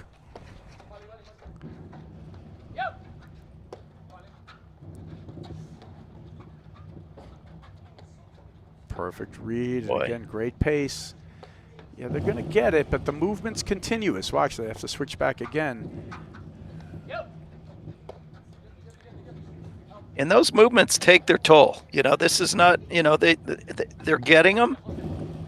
But, I mean, over the course of what could be a 6-hour match here, you know, those third panel, you know, slams that are forcing them all the way out of the corner, the drop shots, that's kind of like body blows, you know.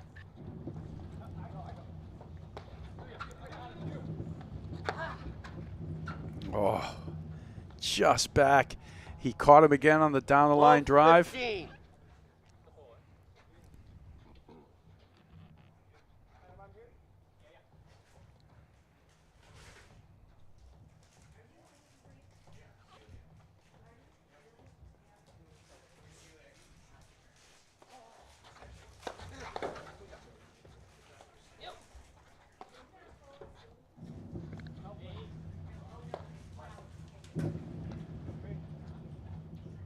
Brad, are we sure that Narragansett Beer, one of our sponsors, brought enough beer for this match? I mean, I see a bunch out there, and they got a variety of kinds. They got a light beer. They got a fresh catch. They got a shandy. So they're looking well stocked. Good use of the play there. And what that fast one did is he caught him while they're still off balance. And then all of a sudden McNerney is also chasing because he's not sure Morgan can get it. Now they got two guys out of position. Great play there and a good use of the hard overhead there from Regalado.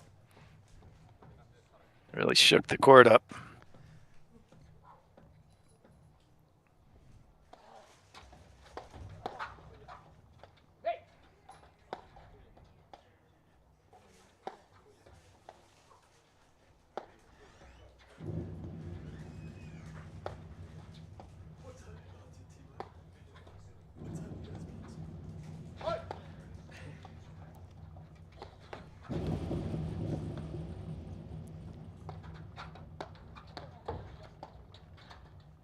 He just missed it wide.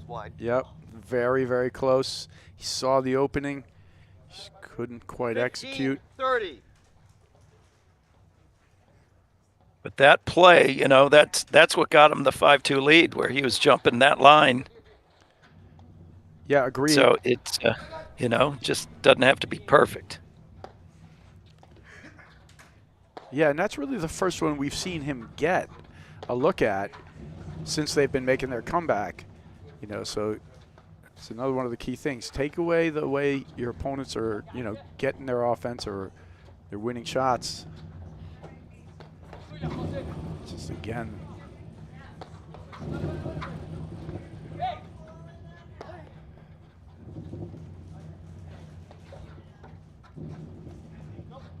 That's wide. All right. 30 all.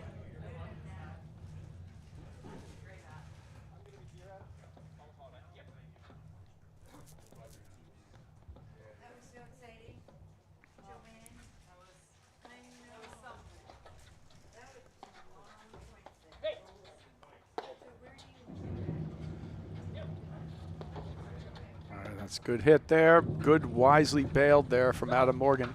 He's got little chance for the volley. Just, and there you go. There's that presence at the net from McNerney. That looked out to me. That was right there on the line. And it was a great play, too, yeah, because it went inside. McNerney, generally speaking, as you mentioned early on, is looking to move to the center, and that ball went around the other side of him. Beautiful play.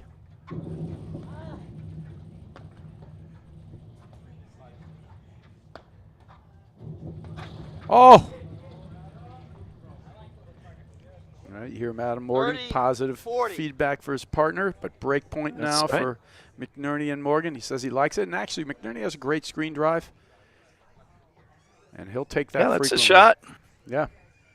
Take that every time, I believe.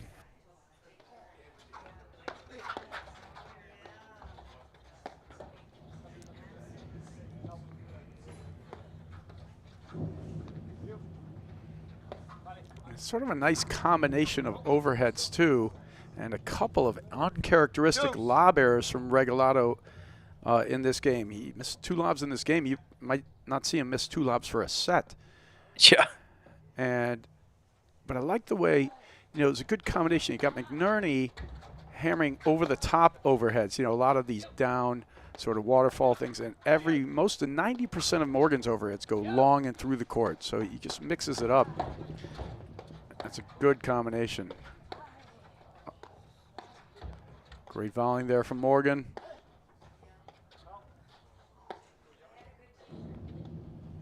Two real different styles of volleying, where we have Graham, looks so just nonplussed. He's, just kind of almost like chill, and then Adams just bracing for impact every time. Yeah, he's definitely, he doesn't,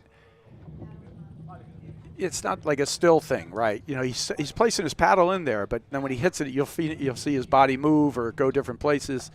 He'll keep his paddle still, which is really the primary thing, but the rest of it is not so still. And McNerney will be like completely quiet. Yeah. But the similarity is, and you just said it, was how quiet the paddle is. Oh.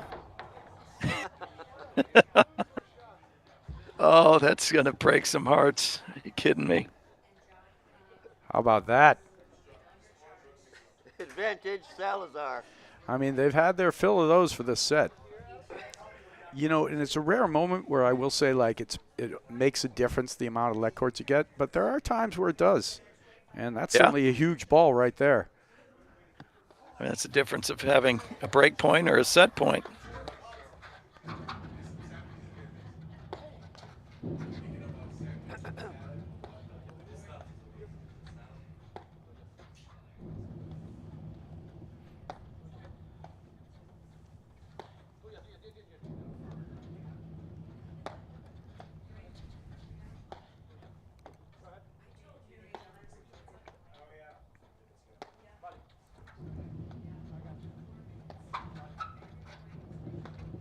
McNerney just reads it.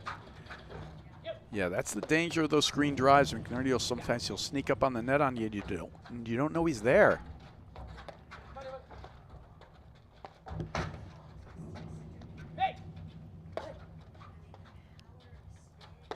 Good. Missed it again, and perfect positioning from McNerney. You see him right on there. He was in such a place where he had any ball that was going in, that was covered.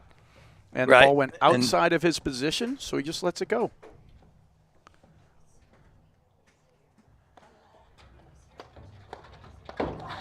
Oh, Morgan.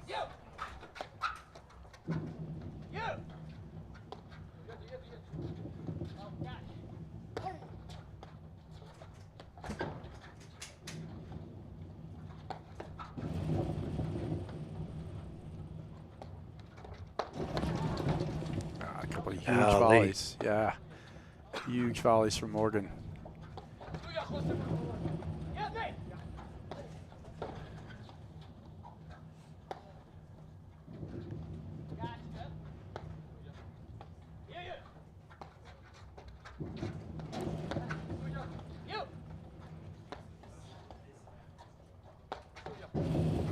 Yeah, I've never. This is the most in terms of just third panel smashes I've seen in a match, probably ever. And he's using it to tremendous effect because not only is he slamming in it, he's doing it almost perfectly every time, Mike. It's like he reads him, and when he's going to make the move, he smashes it down. When he's otherwise, he holds it and sort of push it back there, and it looks the same. Yeah. Hard to read.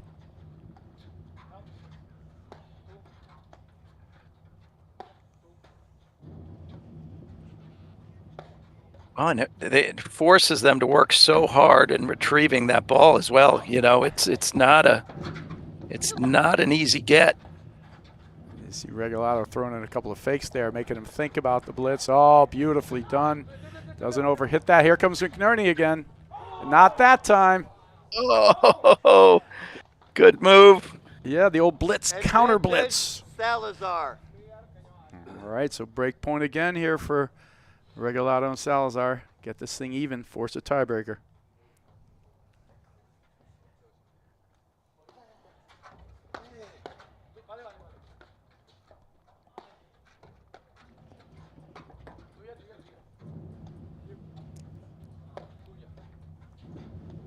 I think we have reached the 2-hour mark now, Brad. Yes, we have. Where's Mitch Granger?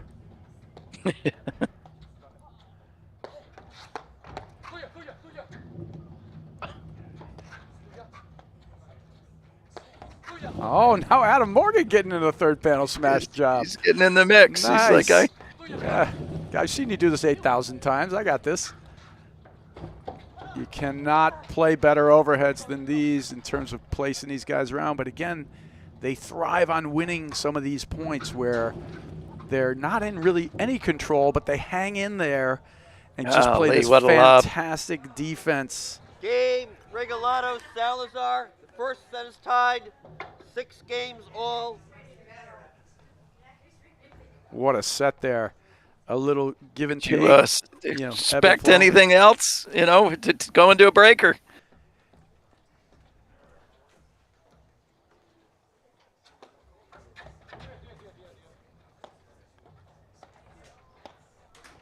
Yeah, the momentum shifts, which happen all the time in paddle.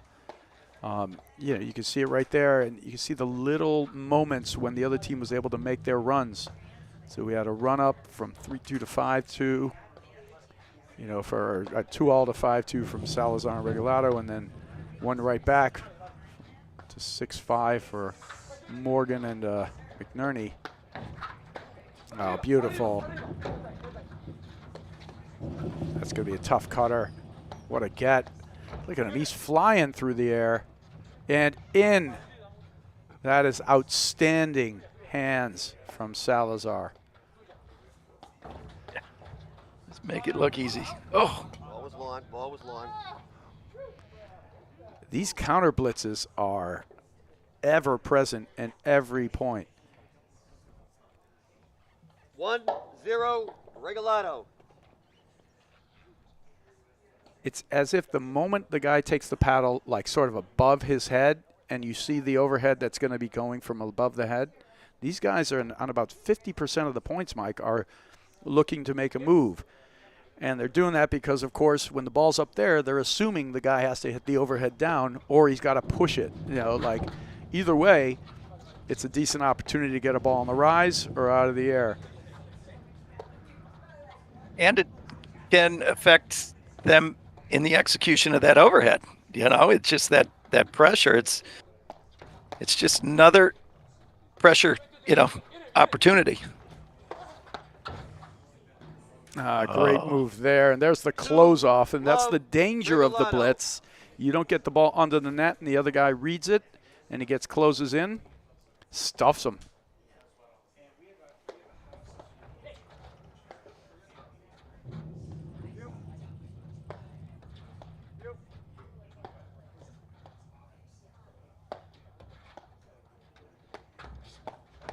There it is again. Just Missed putting it on wide. a volley. 3 love Regalado. All right, so great start in this breaker here for Salazar Regalado.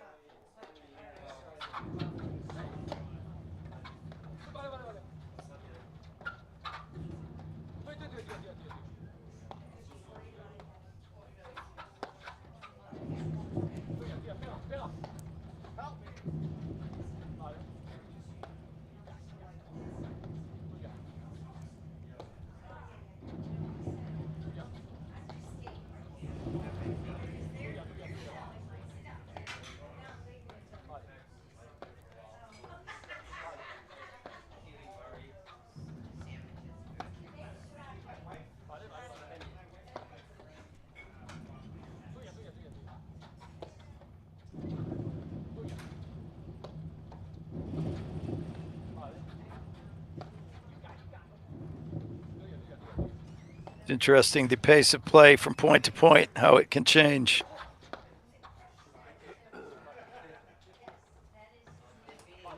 Well, this is more how it started off with these kind of baiting overheads, right? Mm-hmm. And then in the middle of that second set, we started to get into some faster play, a little more attacking overheads and moving in. Now they're kind of dialing it back, changing the pace up a little.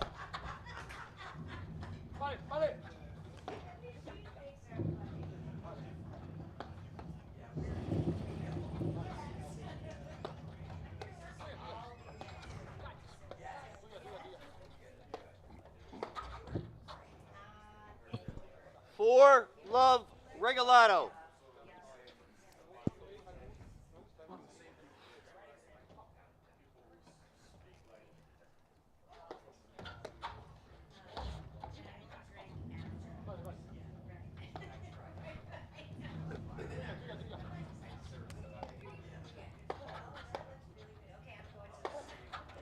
Oh, goes for the heavy ball. 5 love Regalado. And that one looked like he was trying to hit it right into the body frame because he hit it so hard. He just missed his spot.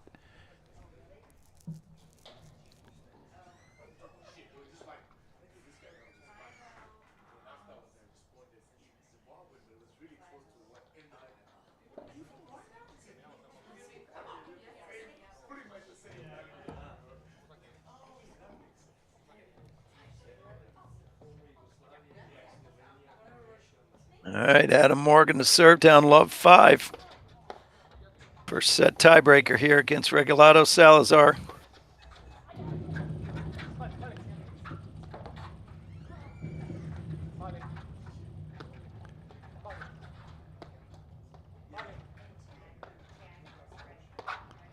Oh, fadeaway forehand 6 there. love Regalado.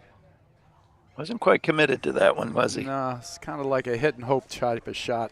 It's not going so well. I'm going to hit this, see what happens. All right, so multiple set points here for Regalado and Salazar. 6-love in the tiebreaker.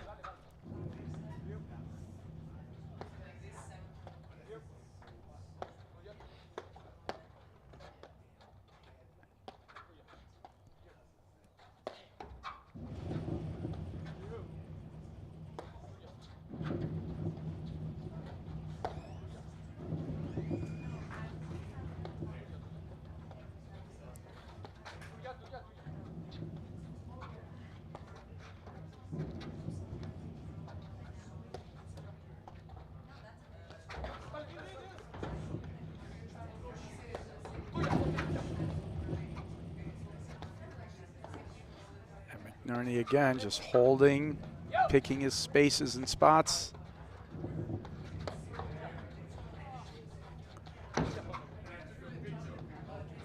Yeah, he's doing this is a bit of a field general here with the overhead placement and really moving the team around the backcourt. It's a good volley. Yeah, each one is kind of perfect. He holds it to the right spot. That's going to go out. All right, on the board. Saying there's a chance. Saying there's a 6-1 chance. That's Regalado. right. There's 5 more. Have you ever made a 6-love, 6-1 comeback in a breaker? Don't think so. I've never done a 6-love, but I have done a 6-1. I believe I had a 9-1 lead when Ordoya was just starting out in President's Cup. We were in the breaker, and we were up 9-1. A super breaker, sort of? Yeah. Super breaker for the third, and I let-courted an overhead for the match at 10-8. Game. Salazar and Regalado. Salazar They and- set 7 games to 6. Wow, and we'll be right back in just a moment after these messages right here on the APTA YouTube channel presented by Joho. At Volley, we build tools to unlock your potential. The new Volley PTI feature breaks down your game like never before. Ever wondered, which partner has impacted my PTI the most? What's our win percentage as the favorite or underdog? Do I perform differently in 2 or 3 set matches? Now, it's all at your fingertips. The PTI tool is free to everyone. Download the Volley app today and level up your game. We'll see you on the court. Hi guys, I'm Alvin Regalado, originally from Alicante, Spain. I'm located in Orange Lawn Tennis Club, New Jersey. I started playing tennis when I was 3 years old, top of the youth competition in Spain. And then when I was 18, I got a full scholarship here. I started playing paddle in 2022. And yeah, I fell in love with the sport and with the community. My personal strength is reading the court really well, knowing when to attack and when to defend. What do you do when you're not playing paddle? When I'm not playing paddle, I'm spending time with my beautiful girlfriend, hopefully soon to be fiance. I got some points in there, huh? My partner is Jose Salazar and our team name is Regalado. I think our strength as a team is the chemistry we have outside of the court. He's one of my closest friends here and he's become a brother to me. Why do you wear matching uniforms? Trying to look cute. I'm Alvin Regalado. This is the APTA Tour. At Corient, wealth management begins and ends with you. We believe the more personal the solution, the more powerful the result. We treat your goals as our own. We never lose focus on the life you want to build. And our experienced advisors design custom-built strategies to help you get there. It's time for a wealth management experience as sophisticated as you are. It's time for Corient.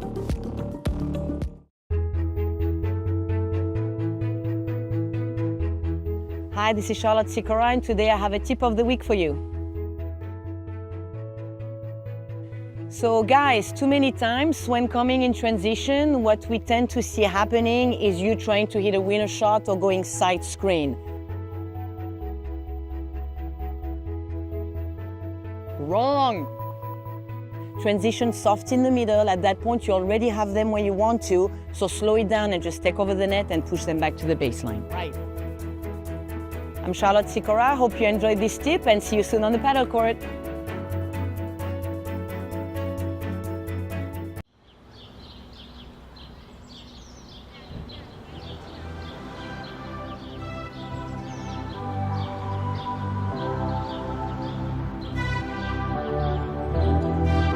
Hi, I'm Lisa Rudloff, and this is the Huntington Country Club Chalet.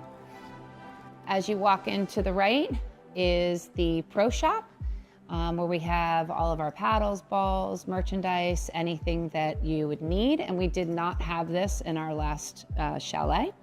And then as you walk in, one of the features that we were really adamant about is having a beams that we had like in our old chalet. And as you walk up here, people can start a fire. We have an ice machine. We have obviously our coffee station, anything that you would need. We have another bathroom here on the back end near the tennis courts.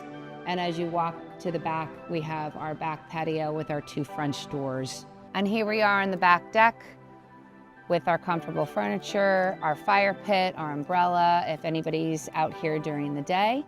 And this leads us to our bird's eye view of all of the 5 paddle courts that we have here at the facility. The deck is one of the best features of the club. When we have any events or any APTA tournaments, this is where you'll find all of the players and the spectators hanging out and watching whatever court they like. Hi, I'm Beth DeTola, and I play paddle here at Huntington Country Club.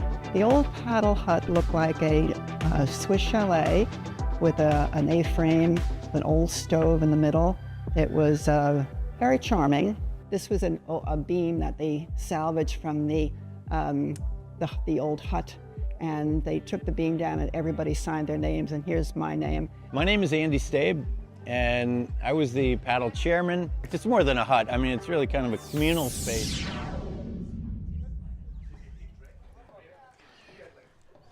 Welcome back to the APTA Tour. We're here at the Boston Open in Weston, Mass. with the men's final.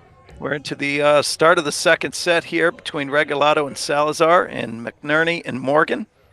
Just over 2 hours into the match, and we saw Regalado Salazar pull it out in a tiebreaker. I'm Mike Raleigh alongside Brad Easterbrook. Brad, we're into the second set here, my friend. Yeah, any changes?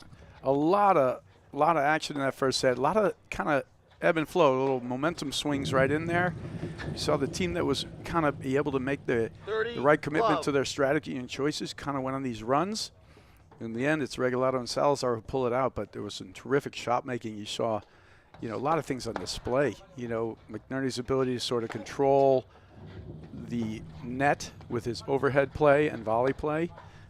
The counter blitzing was, one after another. These guys are looking to see when a down up over it's happening, taking the attack, and when they were able to do it, properly at the right choices, they were able to go on these runs. So it was a terrific set.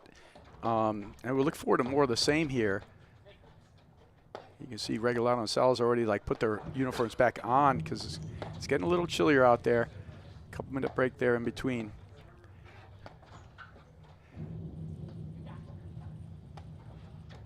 And I don't know, Mike, you and I were talking about this a little bit, but, did you see anything that either team needed to do differently? I think they're playing what they want, stylistically what they're looking for. What a great drive from Graham. McNerney, Morgan, they lead the second set. 1 game to love. I wouldn't say that there's a need for any major changes. It's just going to come down to the execution.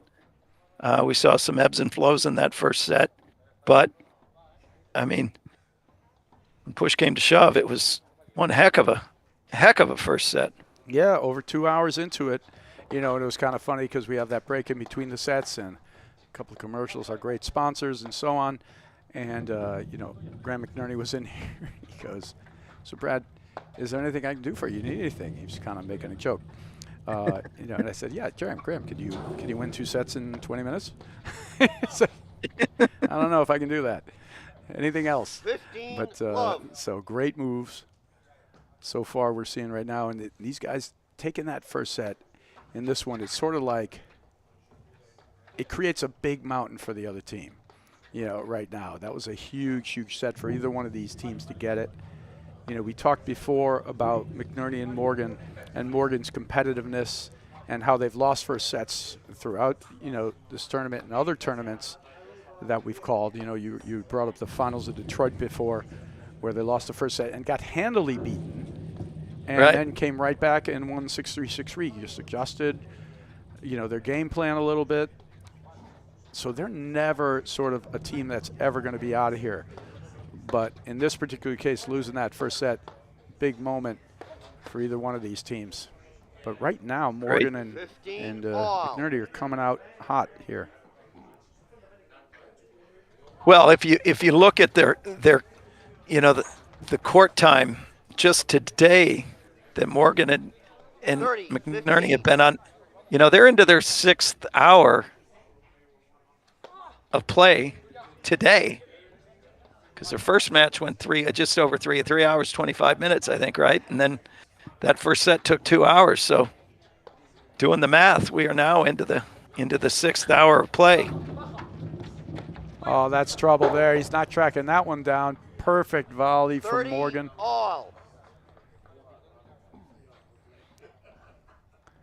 Yeah, he needed to throw that one up just because they were both on the same side, Regalado and Salazar.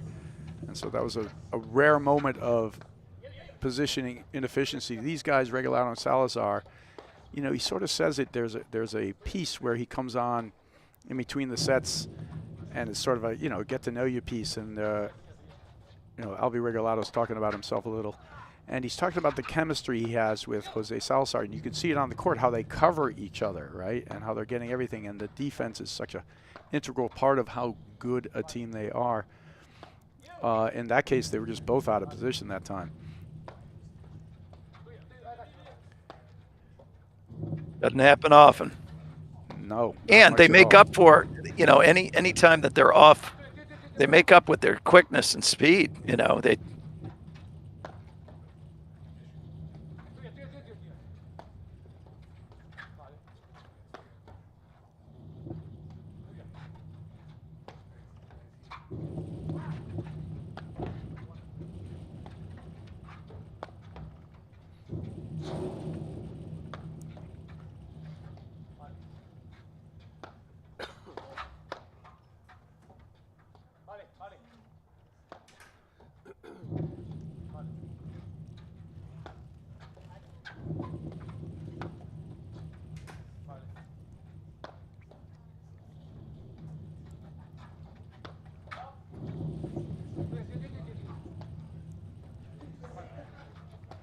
So this was sort of the tempo that we had to kind of start the match off. You know, where it was like 1-1 and we'd been playing a half an hour at least or more. And it was sort of that slow, soft baiting overheads. This is sort of the baseline. And then from here, we'll see if they start to add it up. Some more attacks at the crease here and there. Got him that time. And Morgan, it looked, I wouldn't say sluggish on that, or maybe it was just a misread on where that ball was going.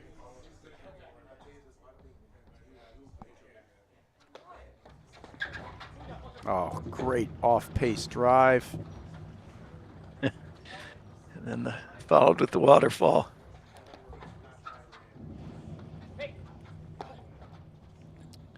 Yeah, it's so important to track more than just like where the ball's going. Where is it landing, and where's it ending up, and how does that thing moving your opponents around?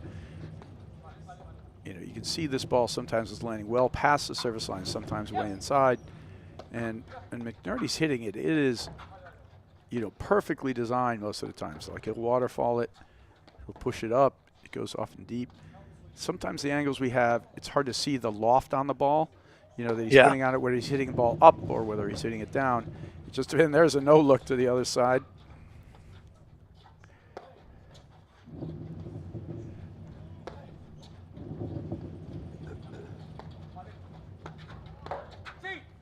That's a great shot there. Game, Regalado, Salazar. The second set is tied.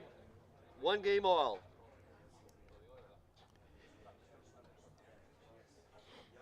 You know, you'd mentioned before, Mike, that the fitness you don't think is going to be there, but 5 or 6 hours on the court time, it's got to come into some play. Yeah, I think so. I believe I said that when it was 1-1 in the first set. Right, exactly. 2.5 hours ago. 2.5 hours ago, right.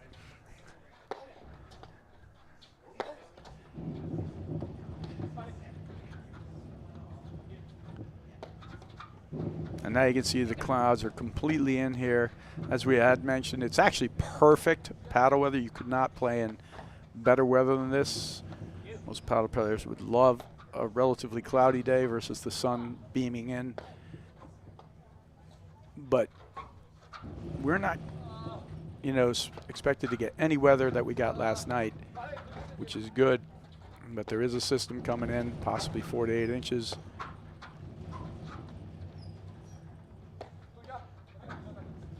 That'll get here tonight.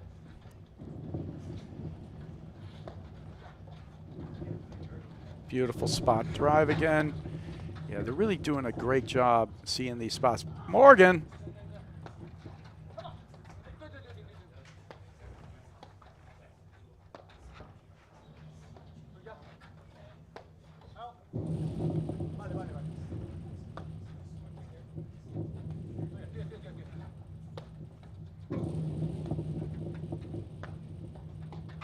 Yeah, that he's got to be very careful with.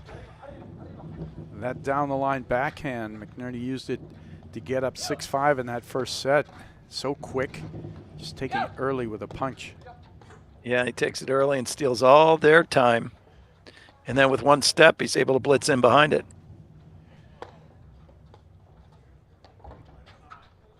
Yeah, McNerney's ability to use his length and his height to hit the waterfalls and to close in quickly. He uses it, every inch of it to great effect.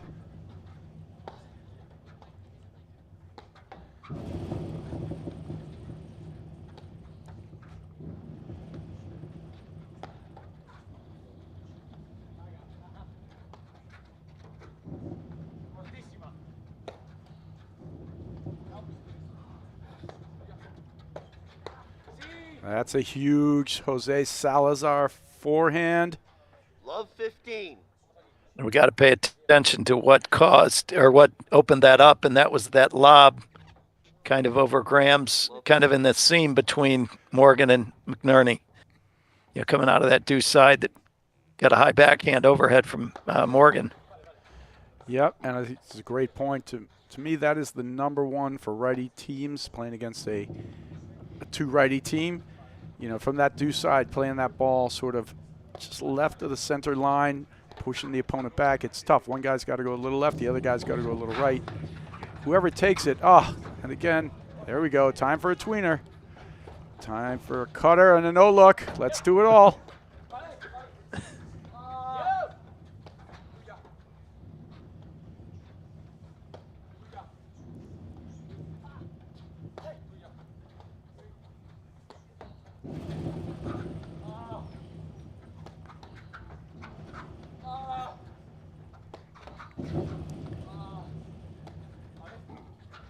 Yeah, great digs there from Regalado. You can see how he sets his paddle down low and he waits for the ball to get down there. He just moves into position, and the only place his paddle can go is lift it up. Oh boy, that's a surprise.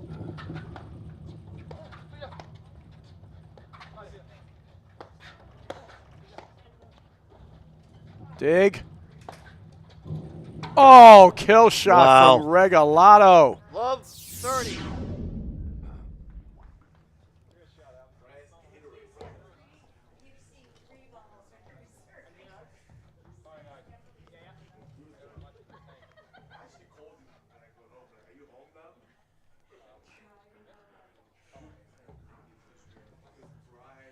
All right, love 30 point here.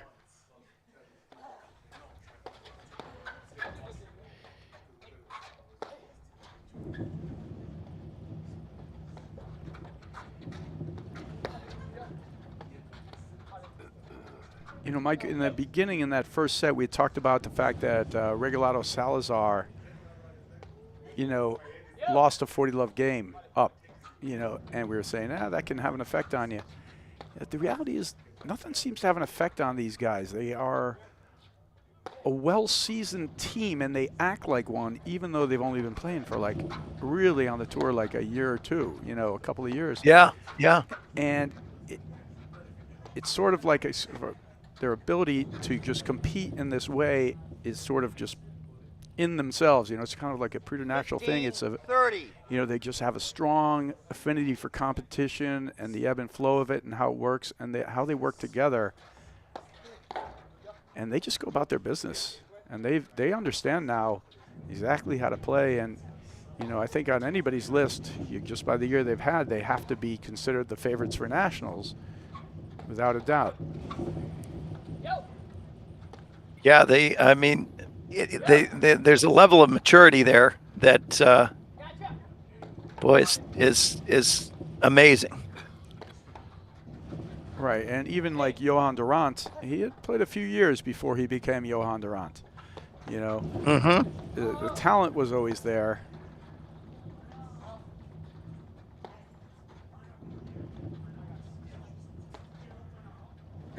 And he had actually kind of almost two acts, Johan Durant. You know, the physically dominant Johan Durant, which sort of never left. But then, you know, he had that series where Drew Broderick was able to win multiple nationals, and Durant was probably attacking too much, trying to win everything with his physical abilities. And then he, parked up to Steve Mitchell, had the whole second act. So, it takes a while, and these guys are really way ahead of schedule. Yeah.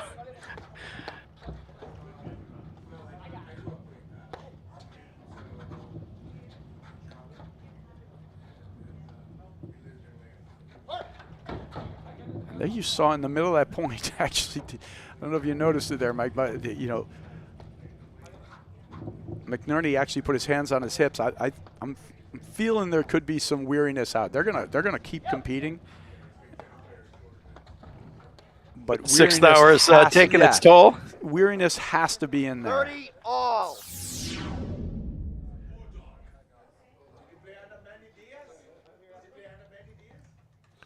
Drop shot, perfect play.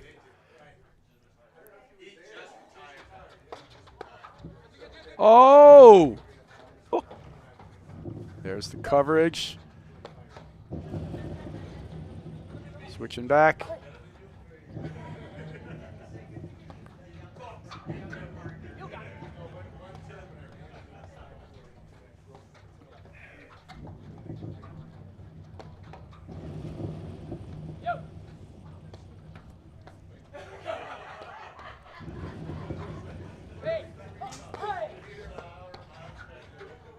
Oh, see, and I think you can attribute that miss again.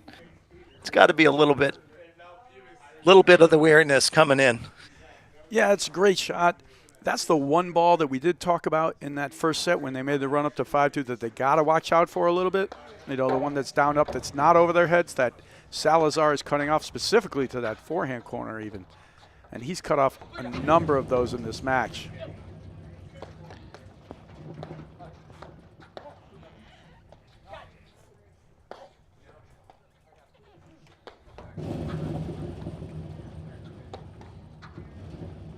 Feels to me like a really huge juncture.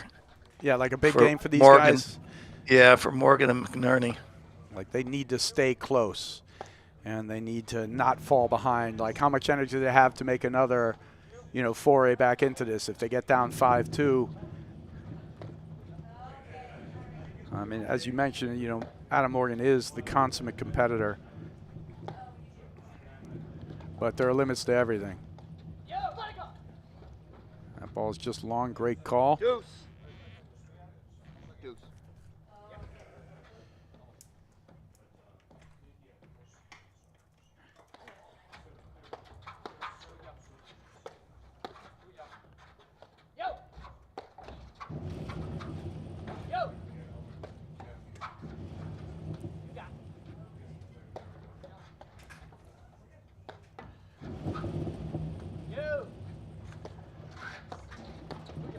Get some stretching.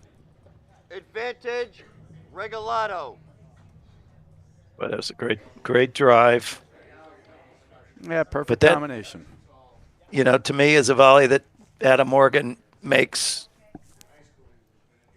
9 out of 10 times. And generally speaking, I'm going to attribute that to 6 hours on the court today. Yeah, certainly can. And that's sort of the variable, sort of that path to victory thing, that you can look at. And there's a miss there. And his game, Adam Morgan, is so physical. Game, Regalado, Salazar. They lead the second Yeah, set. there's no 2 games to coasting, 1. right? They won the first set, 7 games to 6. And he only plays it one way, and he doesn't take points off, right? And that whole thing that we were talking about. And Jake just almost started a fire here in the paddle hut. What's going on? There was like a gigantic spark here. I think we're all okay. You sounded good. I'm all right. So far, so good.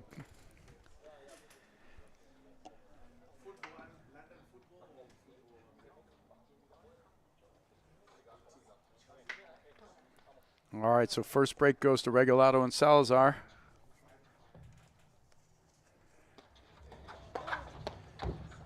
And that's tipped there by Salazar. Love 15.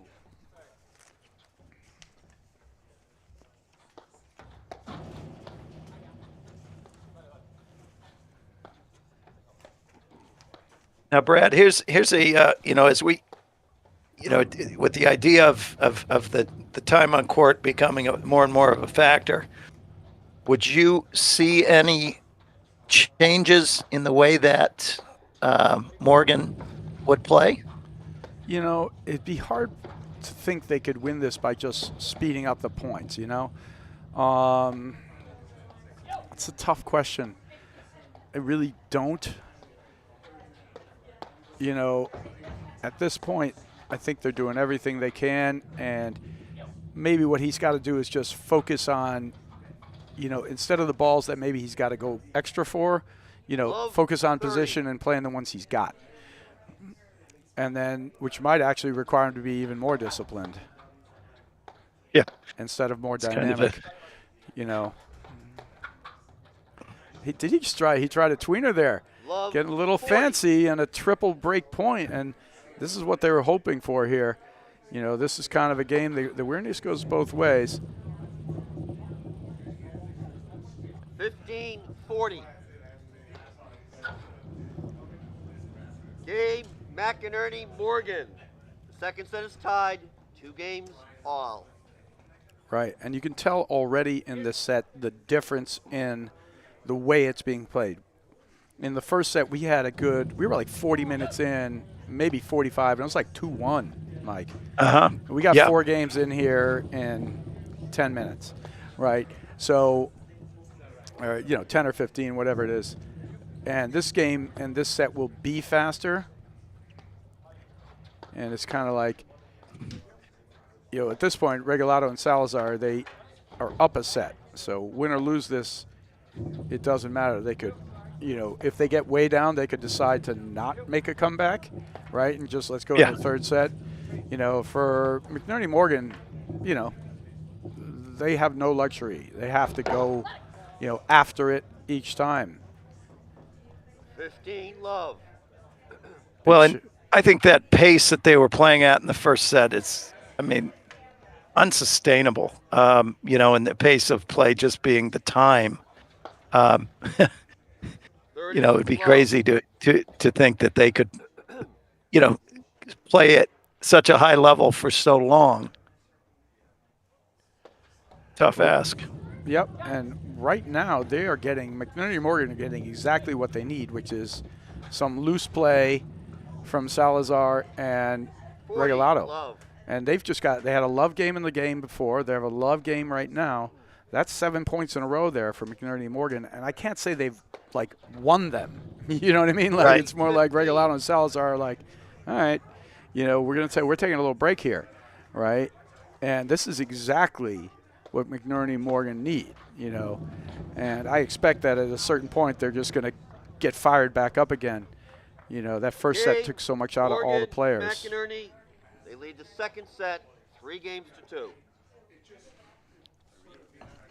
All right, so Corient, one of our great sponsors, and Corient is the official wealth sponsor of the APTA's 2024-25 season. Corient is a fee-only wealth manager who puts their clients at the center of everything they do. And to learn more, go to corient.com. Yeah, and if you're just joining us, we are at the finals of the Boston Open between Regalado, Salazar, McNerney, Morgan, Mike Raleigh alongside Brad Easterbrook. We're in an absolute dogfight of a match. Yeah, indeed, and that was a little bit of a walkabout for 2 games there for Regalado and Salazar. Really, truly exactly what McNerney and Morgan need. They didn't have to expend energy.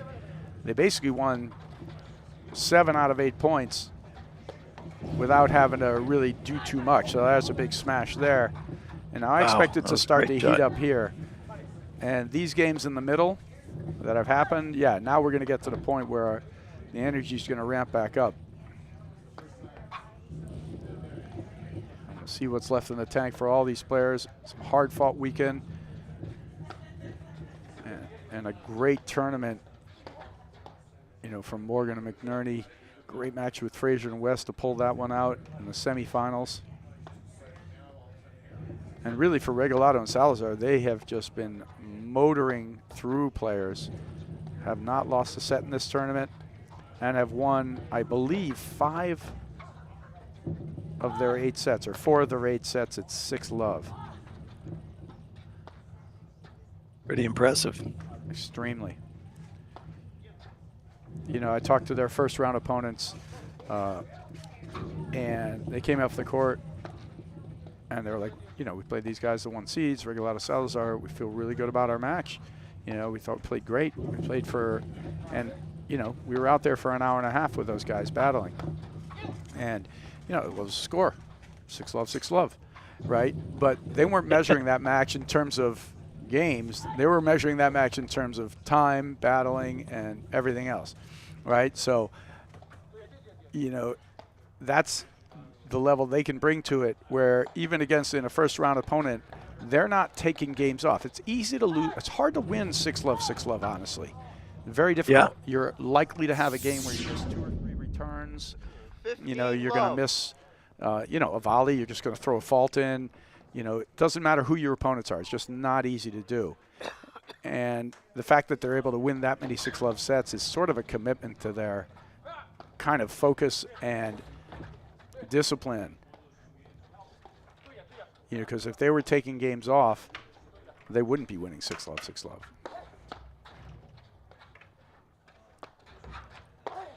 Yeah, that's, I mean, from the start, first round, all the way into the finals, I mean, they're as dialed as anybody ever to play the game.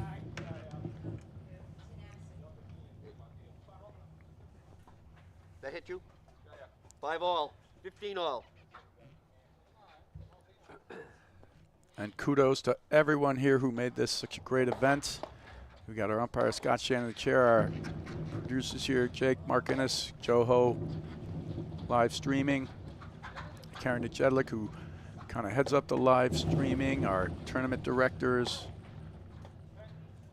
you know, Nico Bubnich, Drew Sawyer, Jackie Cameron, getting all the players out on the court. So congratulations to all you guys for winning a terrific event. All our terrific sponsors, Pure Hockey, Labor, Aureus Asset Management, great crew, Bully Boy Distillers, Worcester Air Conditioning, Weston Golf Club, Xenon Paddle. It takes a village to throw a great event. And, you know, and don't forget too, Brad, that all the surrounding clubs that are providing, you know, their facilities and opening the doors for the players, because without all of that, tournaments like these can't happen. Yeah, kudos to all those guys. It's a great point, Mike, and that's actually just sort of a testament to the paddle community, the platform tennis community. It really is. You know, if you grow up, and for a lot of these guys, and, you know, Regalado and Salazar, they came from like Spanish academies playing, you know, young, you know, junior tennis and competitive tennis their whole lives. It's a very different game playing competitive tennis than running into the paddle community. It's so much more welcoming, and it's just a part of it. Yeah.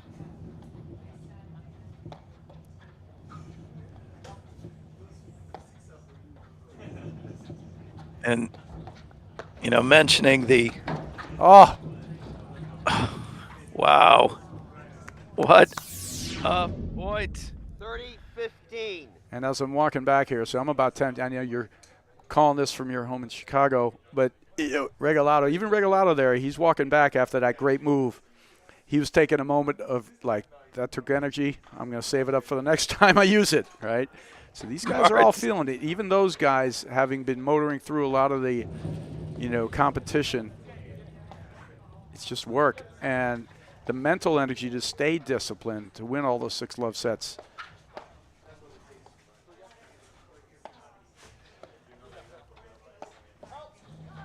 And for these guys, they have to know, no matter what, there is no way Regalado and Salazar want to play another set. Uh-huh.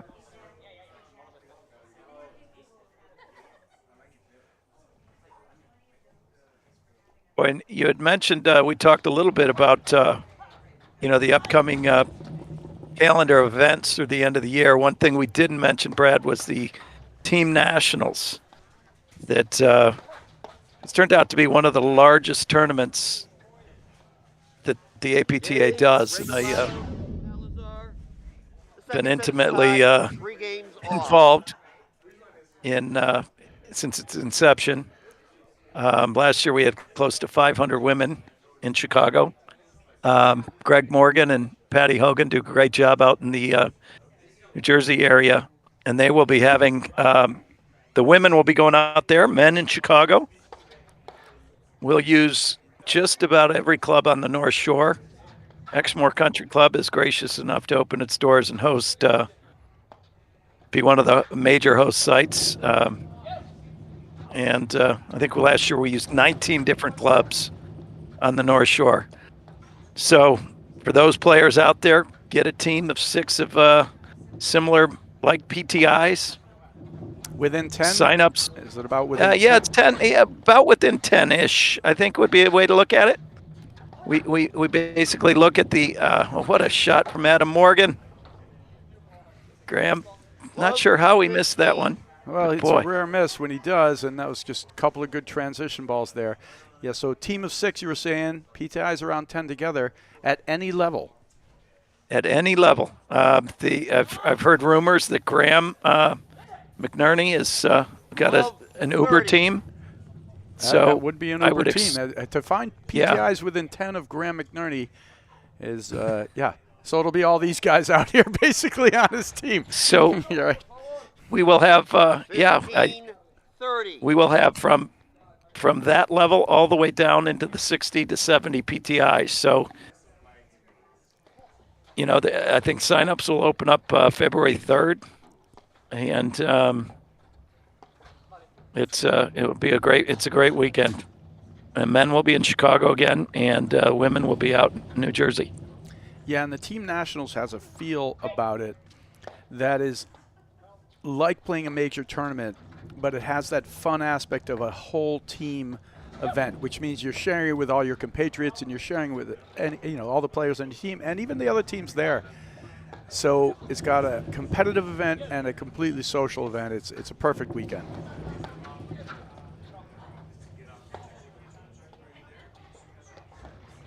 Not that one.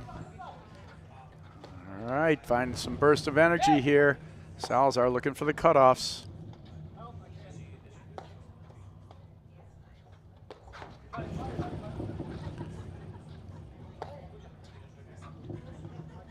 Andrew Ong, he's got a team. It's yeah. So, I think that again, if they're choosing to play in this event, it shows you what a great time it is. And it's Andrew Ong's going to have a team. Steinman, Danny Oakes, Schumacher, some local Chicago players. Yes, and that is the top level teams, and like we said, it goes up across the paddle. So whatever your level is, we got a spot. Yes. And not only that, reach out to your local pros, and they can help you form them. And it doesn't. Players can be from anywhere. They don't have to be from. They don't have to represent or one club, yep. or you're not representing anywhere. And if anything else, if players in my area want to find a team, I'm happy to hook you up and start that process for you. You're in the Chicago area. I'm in the Long Island, Connecticut area. So we're happy to help.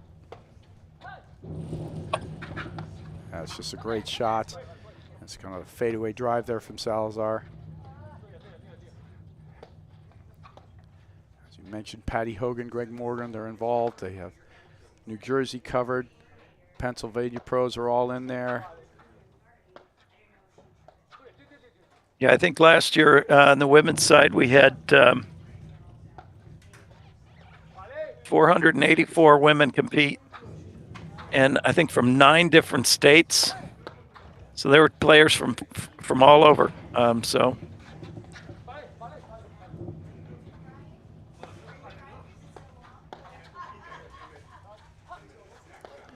All right, energy level has ramped up in this match now, and you can feel the moments from Salazar. He hits that Regalado, strike. Salazar, they lead the second set 4-3.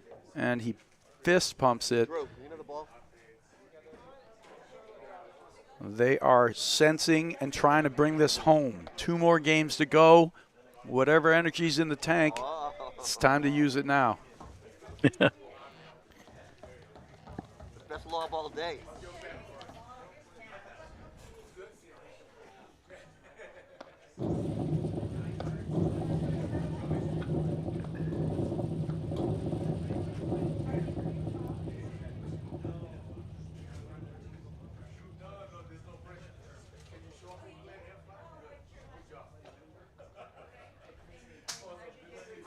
Good.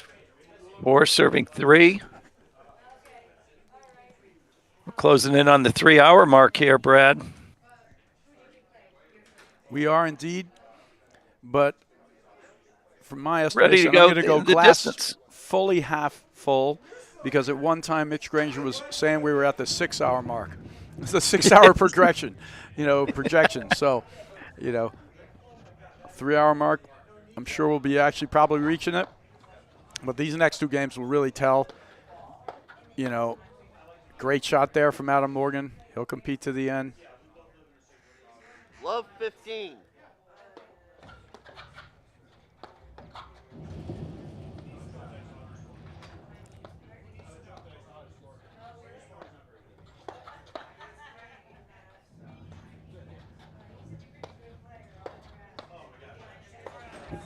Oh, doesn't get that one. 15 all.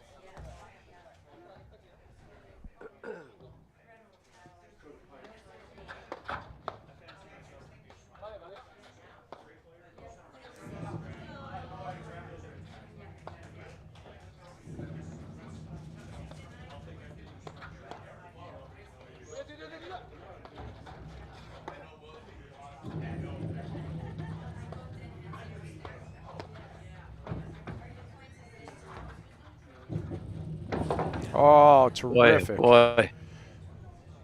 15-30.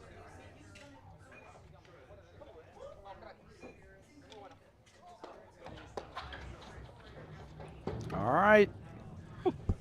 15-40. McNerney and Morgan are not ready to go home. They are not going quietly. Yeah, that wasn't part of the script. They were like, hey, didn't you know we were winning these next 2 games? And that is a break of serve, and right back are McNerney and Morgan. The second set is tied, 4 games all.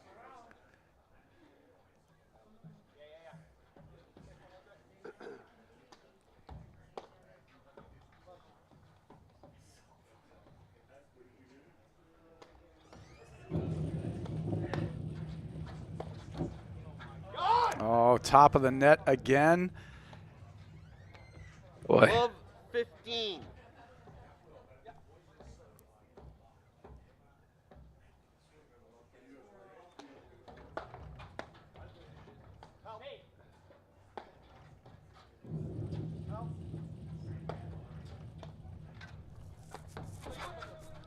All right, great ball. Then the drop. Oh, Morgan's there, though.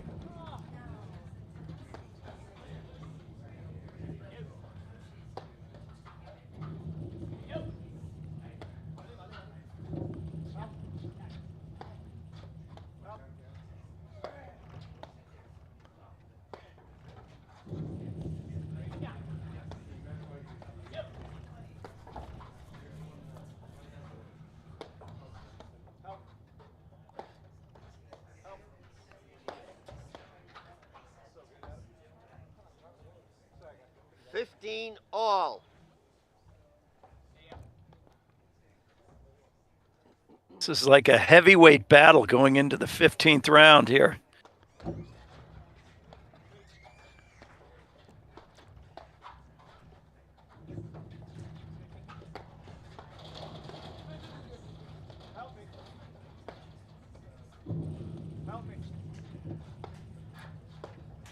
That's a big volley there from Morgan. He just shoelace that with a forehand. And look at this finish cutter. Wow. I got to give a standing ovation to that. Are you just saying you stood up at home? Yep, I've been standing. I can't sit down. I'm so excited here. Well, you I'll fall over, but if you don't actually stand up, maybe you got to give it a sitting ovation. Yeah. That was a heck of a shot there, and beautifully played. These guys are picking their moments now, right? It's like they're seeing when the opportunity ball comes, taking it. It's still the incredible shot making. It's just got a different sense to it. And the second set, they're just feeling it out and waiting for a crack. And you can see the action heat up at these certain moments. And there'll be a couple moments where we got a little conservation.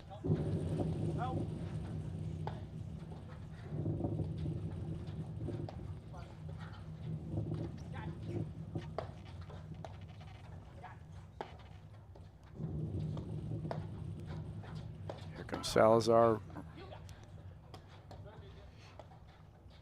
Yeah, and the evolution, too, of Regalado and Salazar is they've put the discipline in, so that's sort of like the foundation of the game.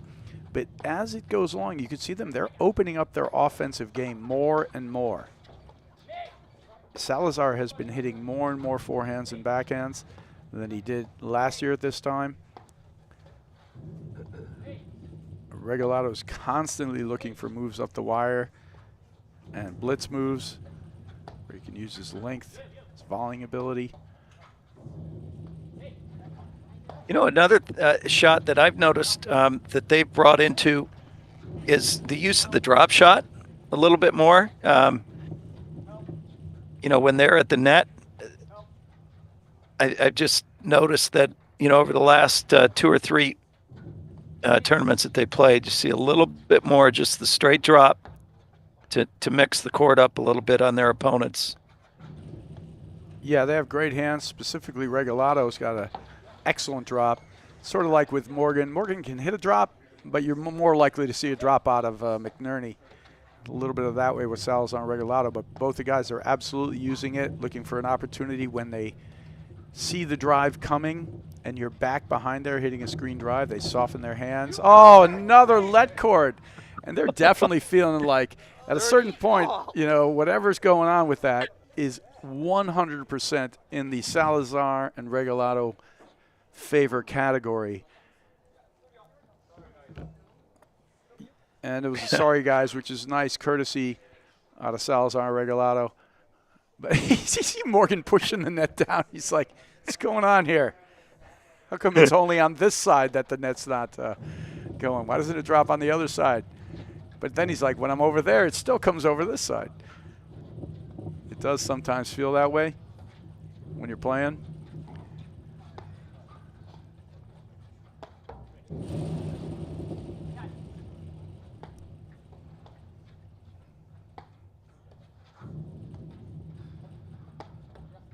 It's right at the crease. I love it.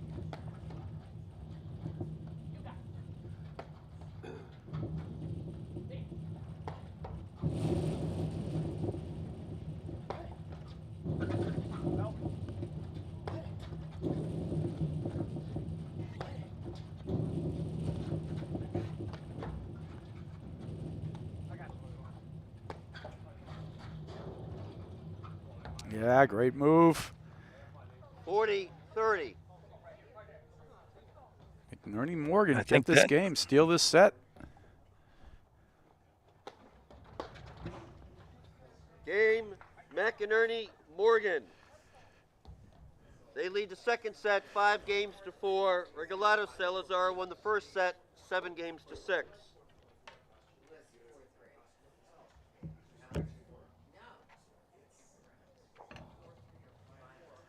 What do you think, Mike? We going 3? You know, as a fan of the game, you know, we're in for a dime, we're in for a dozen, baby. Let's go 3. Not that I'm playing favorites. I just, you know, as a fan of the game, I'm rooting for a third set here. You know, it's an interesting set. It didn't have that same type of urgency that the first set did, right? And they're working their way, but I expect the urgency to ramp up right now. because now that we're at the business end of it, like you were talking about before, how if you just take the scoreboard off, take the scoreboard off, 15. Yeah. and they go into it and you watch and you can sense like what the place in the match is by the type of points they're playing. I expect the urgency to ramp up here. Great first drive there from Morgan to get the 15-love lead.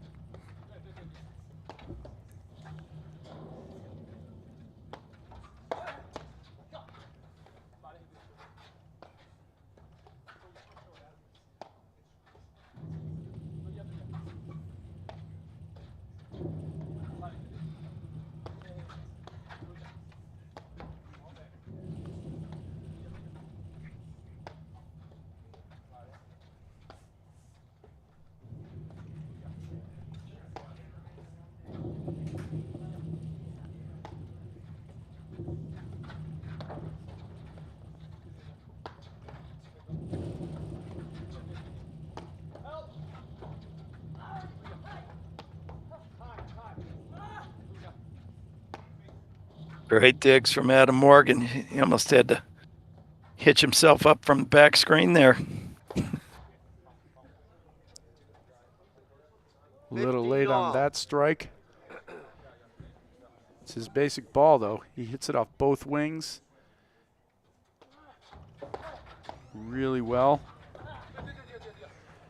Now, Mike, you would say Morgan's forehand is the better shot, right? But the backhand's really good.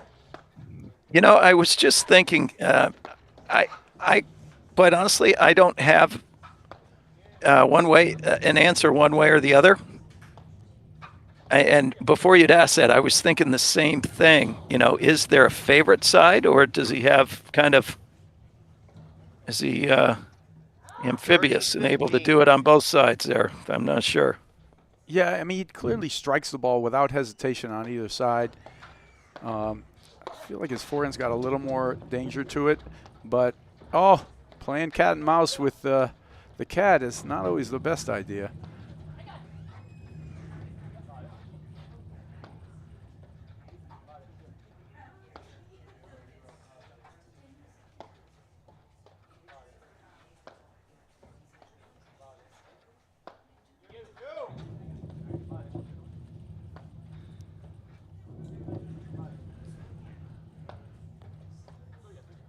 So said he died of sort of the baiting overhead again, just pushing it down the middle.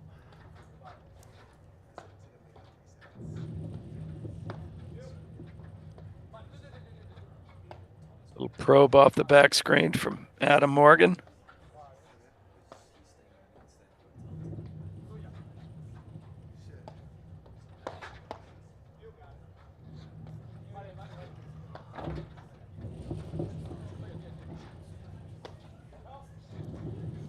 Oh, great shot there. 40, Strong 15. fist pump.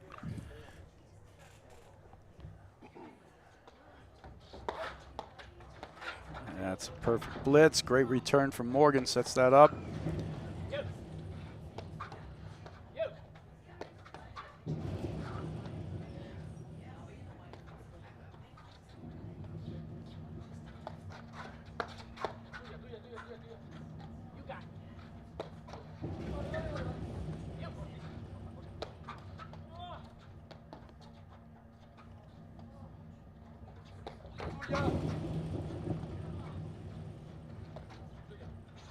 Well, you see the range.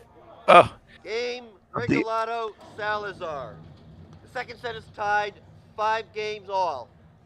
See the range in that series of 5 or 6 overheads. Graham hit 6 different overheads. We went from waterfall to slash to third panel slam, reset to the center. Just kind of shows his ability to kind of never let that backcourt players and team feel comfortable.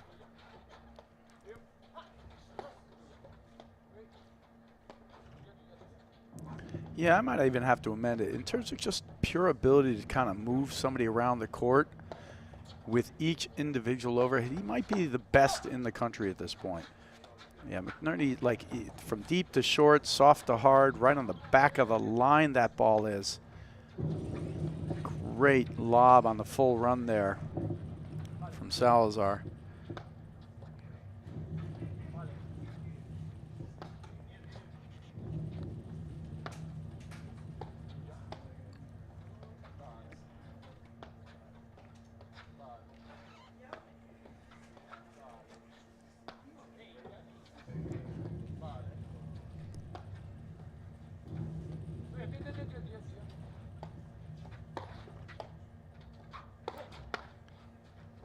Oh,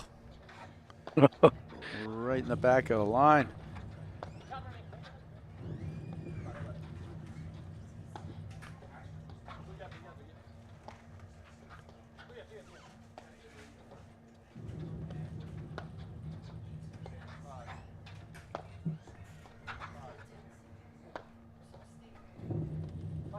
Okay, we are over the 3-hour mark now for this match, Mike.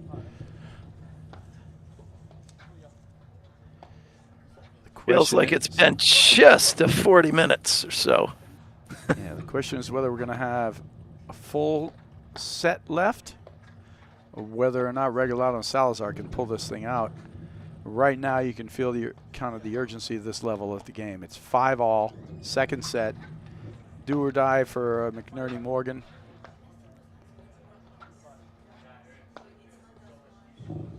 And Regalado Salazar looking to keep their incredible season just pushing through, having a terrific tournament both these teams have had.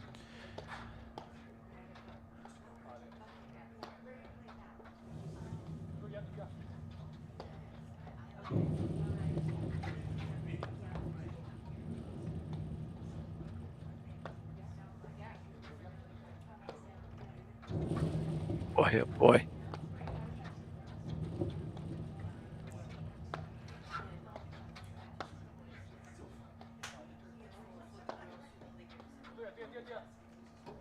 Oh, goodness. Just a missed lob out.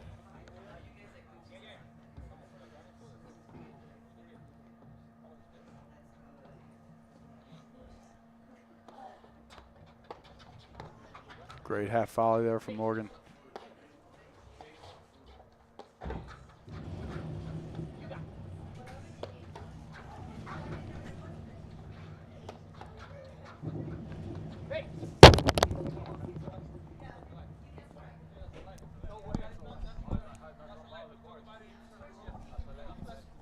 Correct, it's a let.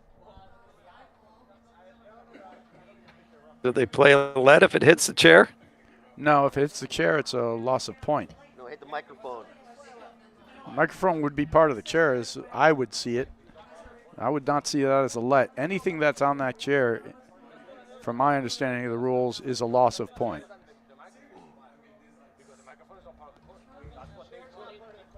I don't know. They can. To me, it's all part of the chair. This is going to be a fascinating I agree. ruling. You know, anything that Big hits ruling. there. And it's a big moment for sure. 5-all, second set, 15-all. You know, and these are one of these, and we do thank all the umpires for their great work. It is not easy standing up in that chair, 40 degrees, 30 degrees, 20 degrees, rain. I'm not sure what the argument is. It's just either is or isn't. It's not like there really aren't points of discussion here, Mike, from my point of view. Yeah, I agree. Right? You know, like it's not you can talk all you want. If it is the chair or anything attached to the chair, including the umpire, you know, it's a loss of point. But we'll see how this one works out. And like most competitors do, they don't want to give in, right? you want your result. Yeah. Right?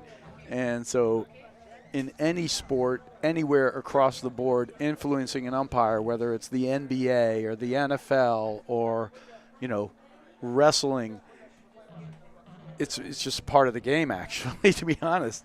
So I think what are they doing here? They're playing a let. They're playing a let. I'm not sure if I were playing that I would play a let in that situation. Well, what do you mean? If you were the player, you'd be like adamant that you'd be like, I'm not playing a let. give me the point, Yeah. or where's the tournament director? You would actually like, depends on the links you want to go to, right? And that's where the chain of command comes into play and all these things. If you're going to do that, you got to bring in the tournament director next. They're going to have to make the rule. There is no body of work, that's the chain of command. They're not going to ask me, so that would be the next move, and I would respect that if that's how you felt about it. 30 all. You happen to see another luck cord there at 15 all, no luck cord winner. But now we're back at 30 all here.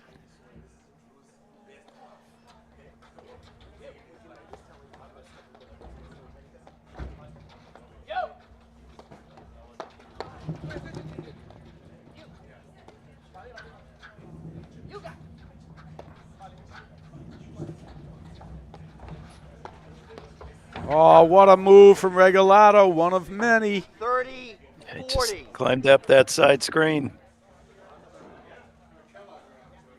And he's using the opponent's pace. He's not taking a backswing. He's not trying to hit it. Paddle in front of him. Punching the ball down. Oh, stays back. And Regalado goes with a lob return that time.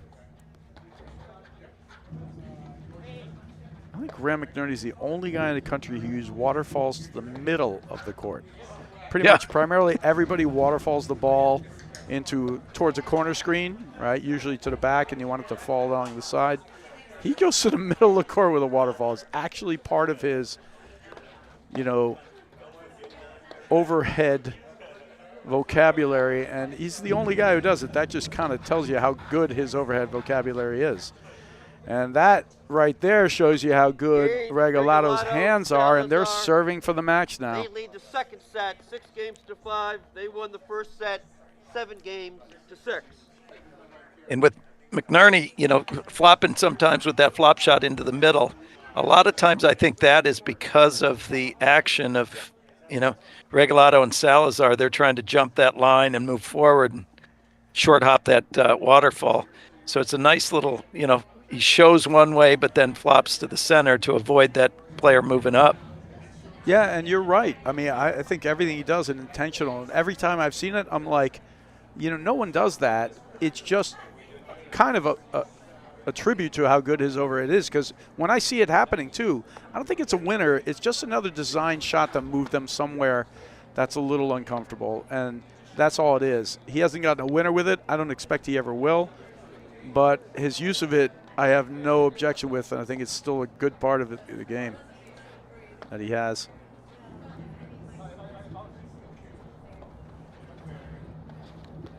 That's dangerous.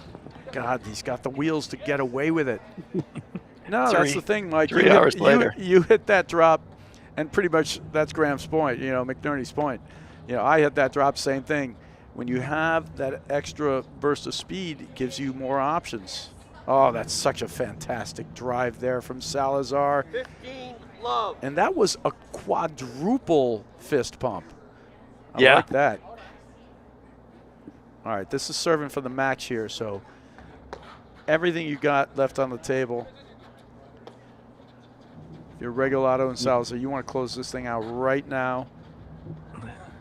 So put the energy and the focus into it.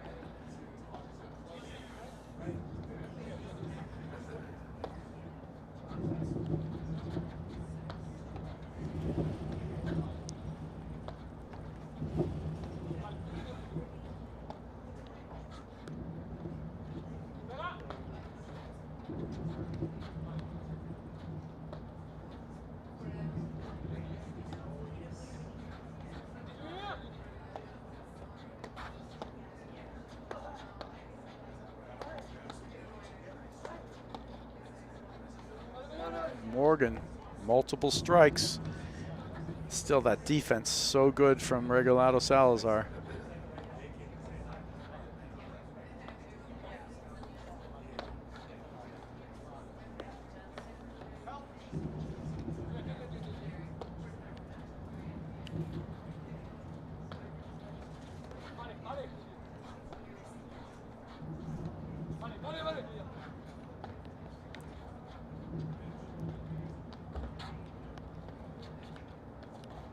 Waterfalls. That was the top of the net too there, Mike. Was it? Wow. Yep.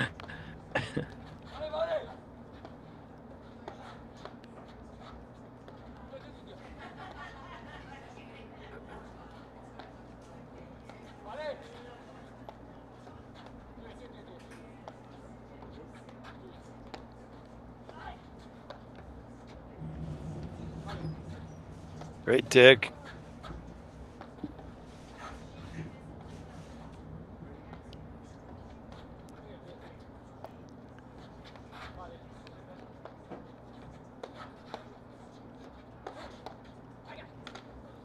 Oh, a little confusion in the boy. middle. Simple ball, 30 but both love. players go for it. 2 points from the match for Regalado Salazar. It was probably the first ball in the center that Morgan and Graham did not talk about beforehand. That's going to do it there. 40 love. love. Triple match point Regalado Salazar.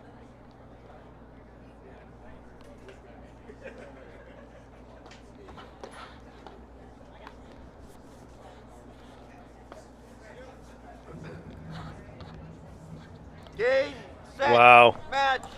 Regalado Salazar. They win the second set, 7-5, and 2 sets to love. Well, you heard it there from our umpire, Scott Gannon. Game, set, and match for Regalado Salazar, Mike. Great match. Very impressive from both sides of the net. It's one heck of a, I believe that what's his Regalado Salazar's fifth tournament win this year. Yeah, they've just been lights out in every way, shape, or form. If you break the game down into certain things like teamwork, shot making, athletic ability, defensive ability, offensive ability, they sit at the top of every metric. They're so hard to break down. The game settles in with their defensive play first. Whenever they want to, they can settle into just making ball after ball after ball.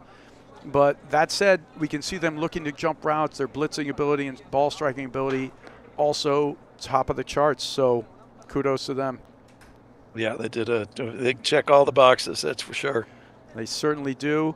I'm going to head out there for an interview with those guys in a moment, but we'll wait here until they get a little more set up. And, Mike, 6 hours was in the play, but you did good.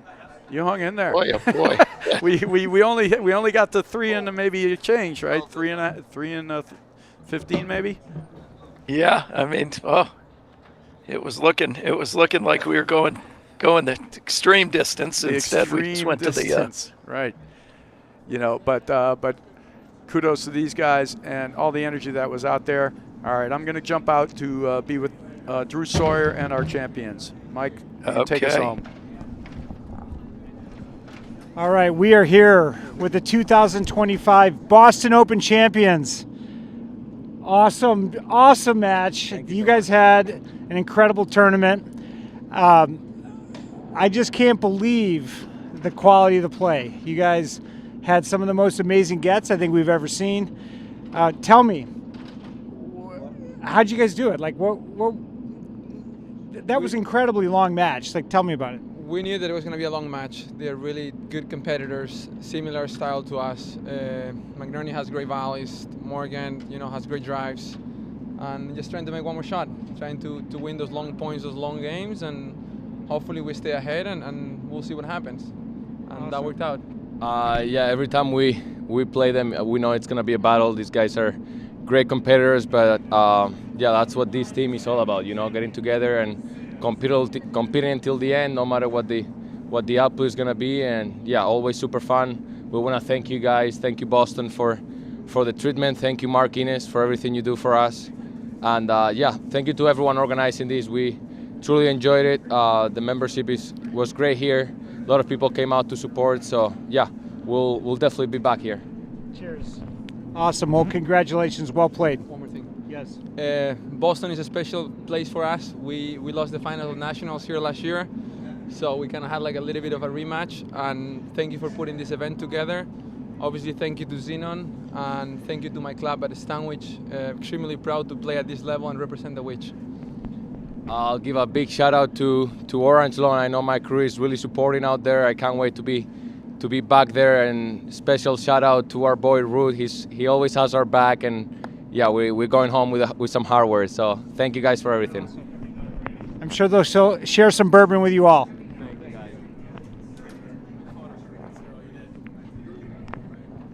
Well, what a wonderful tournament. Congratulations to Regalado, Salazar, as well as to Morgan and McNerney.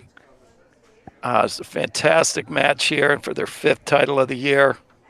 Like they said, they are back in Boston as champions rather than the finalists, where they lost the last time they played in Boston, and really only their 2nd loss in a little over a year.